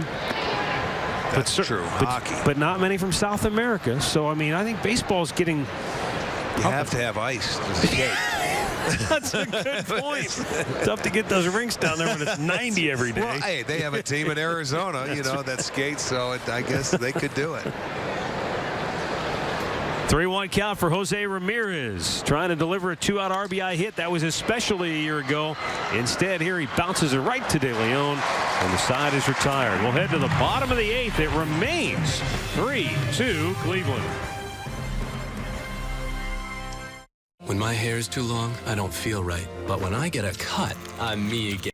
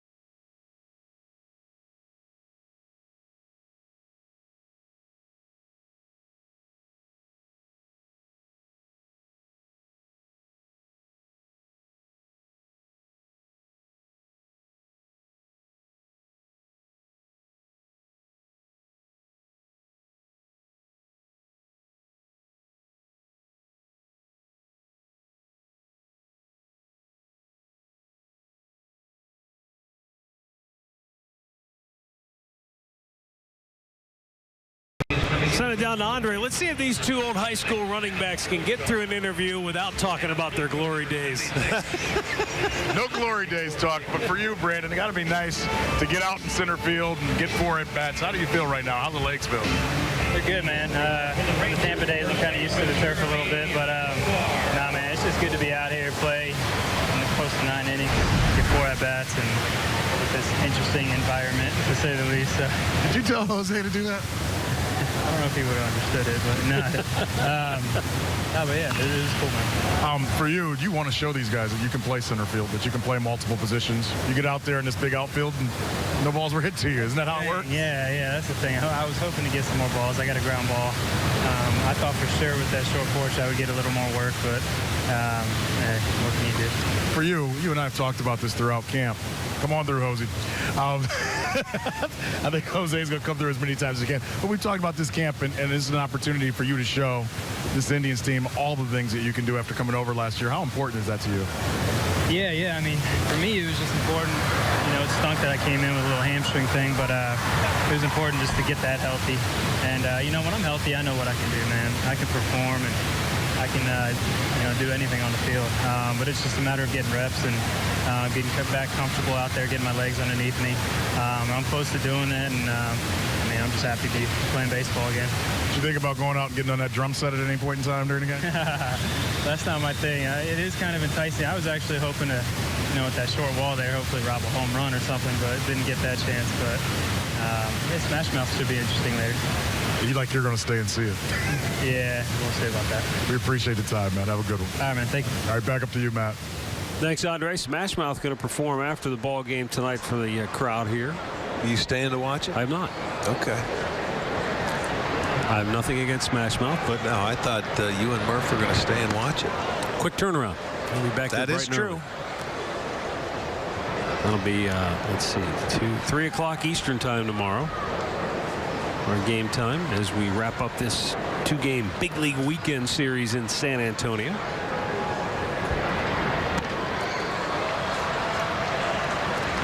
Jeremy Profire goes down swinging as Adam Plutko gets the strikeout. Adam coming off a strong season, 28 starts, 9-8 with a 3.73 ERA. 130 strikeouts in his 161 innings of work. Did get an opportunity with the big league ball club. That's a lot of innings down there in the minor leagues. 161 between AA and AAA. Good fastball, zeroes it in there for strike one. I believe this is Isaiah Kiner Falefa.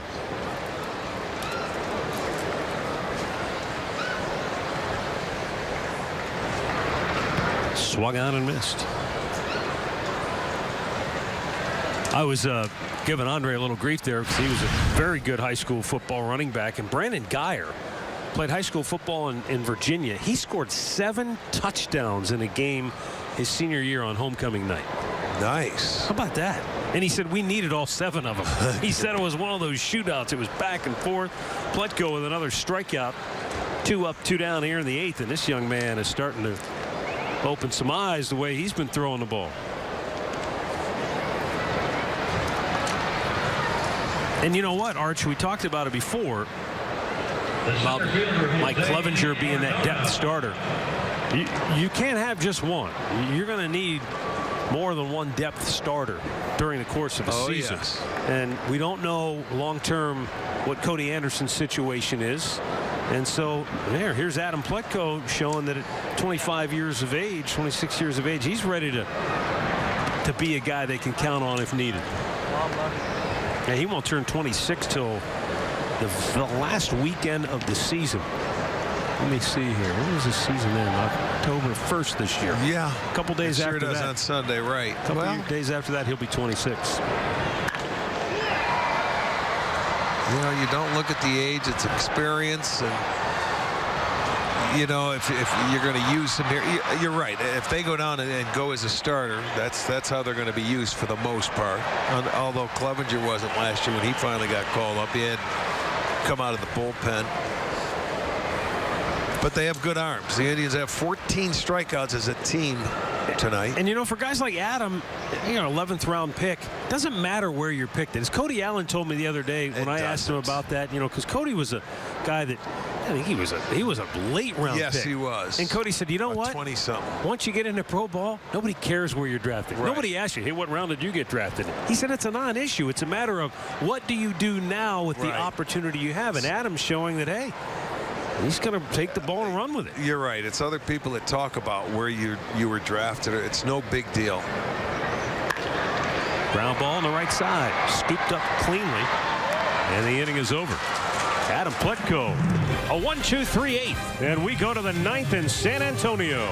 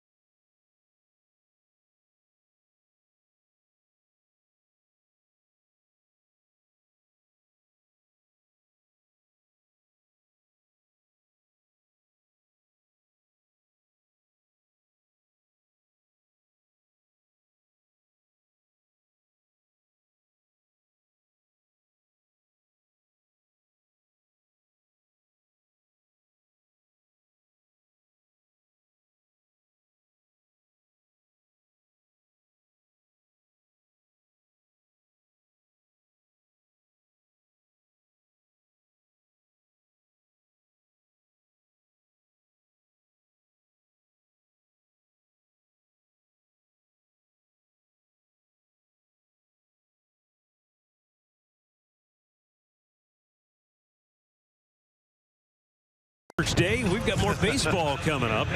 At midnight Eastern time, it's the Indians and Reds from Goodyear.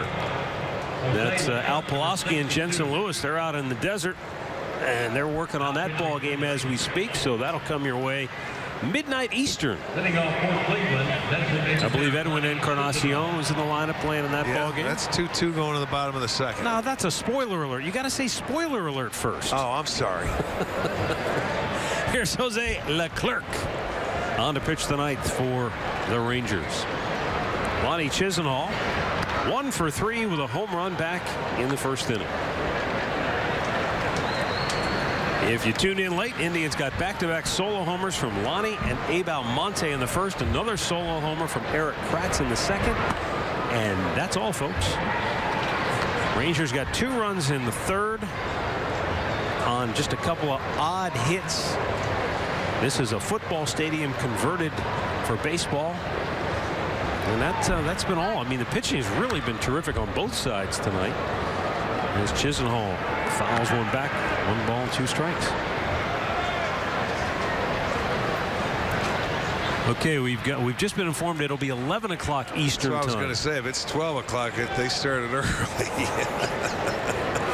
So 11 o'clock Eastern time for the Indians-Reds game. Ouch.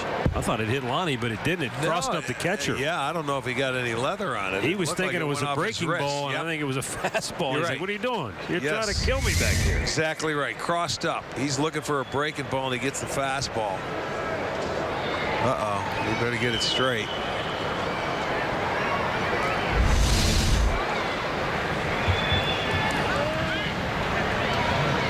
The 2-2 on its way. Lonnie drills one to right. Back goes Lipka, making the catch, 1 away. Back in the first inning was Lonnie lifting one high and just deep enough to get out of here. Then Abraham Almonte with a rocket shot. And watch the one, Eric Kratz. Boom. I mean, no doubter. That's been it for the Indians, though. The only other hits they have, a 1-out single by Jose Ramirez in the 6th, and the 1-out double by Eric Steinmetz in the 8th. Next to that was Chang that came in and pinch hit for him. Ah, you're right. My bad. Yeah, was sitting in his slot and hit the double, pulled it. I know the cards are tough. It's tough. Spring training. I for once wrote it down. Normally I don't. You do. So. Well, I was going to say too, the other nice thing from Texas's standpoint, not so much for the Indians, but A.J. Griffin, after that 3rd home run, he retired the next 12 in a row. Yeah, he was unbelievable. That ball blistered by Greg Allen, but a nice play at second base there. Boy, you're right. This ball, I mean, it jumps off the bat line drive. Almost looked like he broke the other way.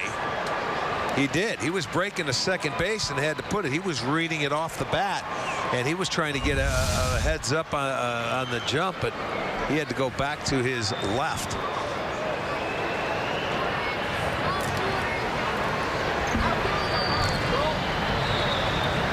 So after Greg Allen is retired,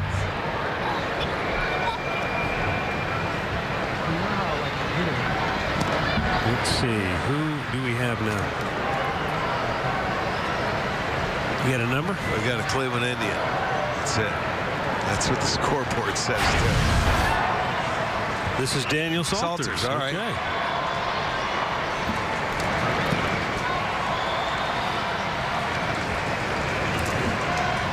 So he went into Chris Colabello's spot in the order, the first baseman. That's why I was not sure who it was. Didn't see the number. And now we're all caught up.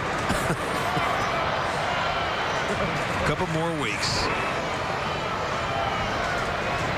And all the replacements should subside a little bit. Daniel Salters, he's got plenty of experience here in the Lone Star State. He went to Dallas Baptist. He was born in Tennessee. He makes his home in Oklahoma. Went to school in Dallas. But last year, I didn't know you were allowed to do that. Grow up in Oklahoma and go to school in Dallas. I thought that's against the rules. Oh, no. They come. Are you kidding me? They flock All's over the fair border. in love and war. I guess it is. Oklahoma and Texas. Fouling it back. Salter started last year at Lynchburg. Hit .281 in 48 games played. Then got moved up to AA Akron. Played 38 games with the Arrows. A homer, 17 runs batted in at 9 doubles.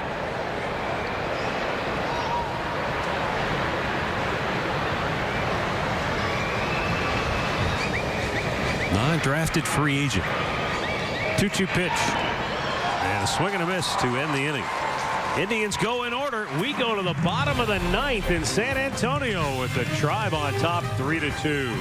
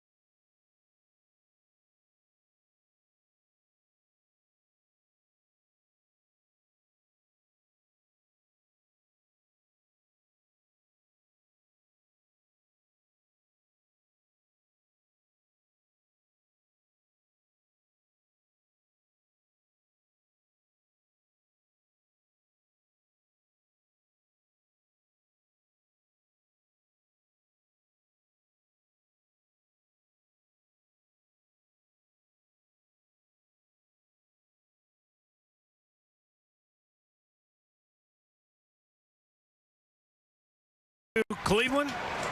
Adam Plutko worked a 1-2-3 8th inning, and he'll stay on to try and finish it off.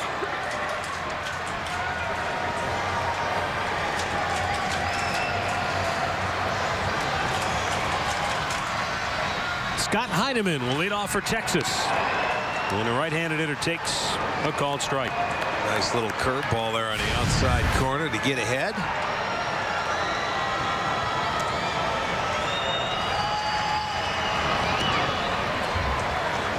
Try to get him to chase. No dice. 1-1.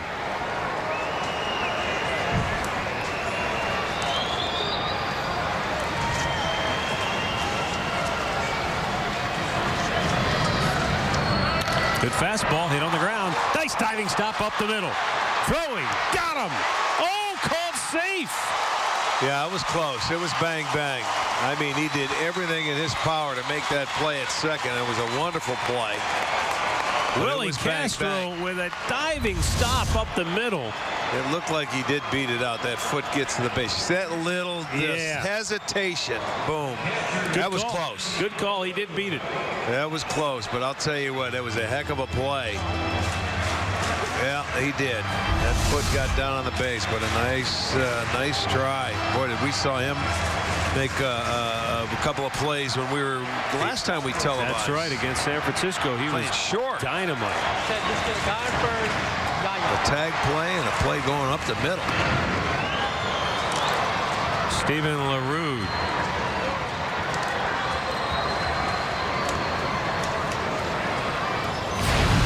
What was it?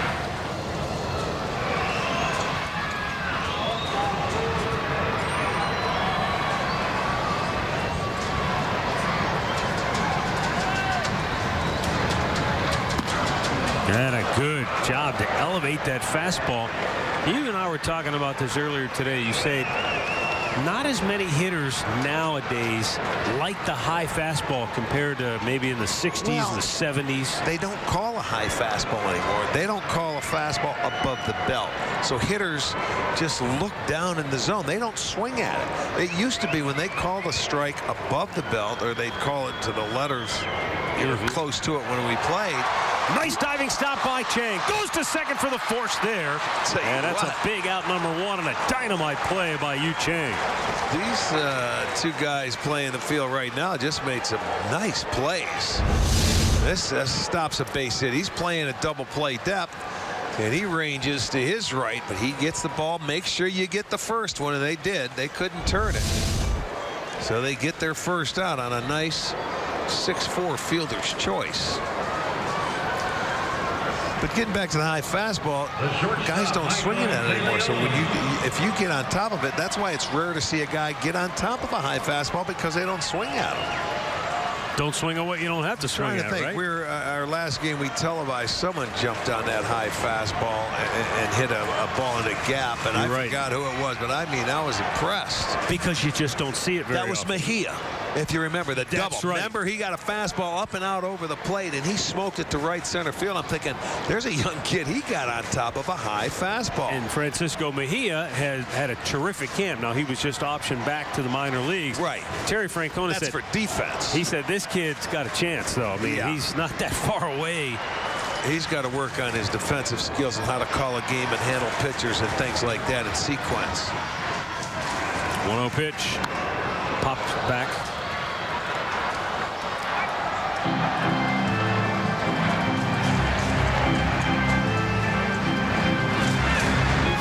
Michael De Leon with 1 on and 1 out here in the 9th.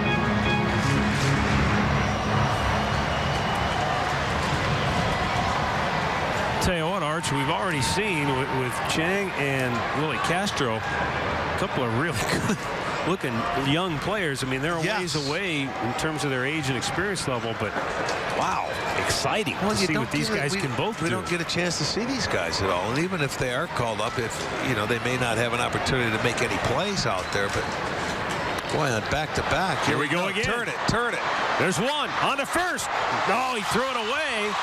And the Rangers are still alive. He didn't throw it away necessarily. He had a runner bearing down on him. It was a wide throw.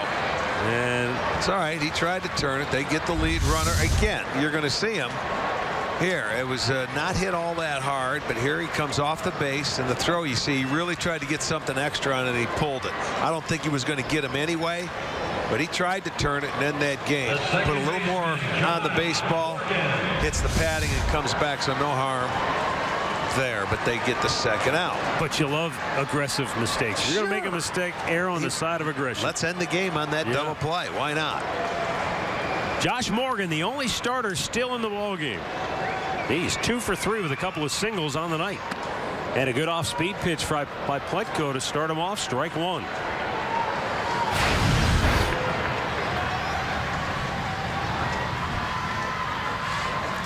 Indians leading it by one run here in the 9th with 2 down and a runner aboard for Texas. Good stop by Salters.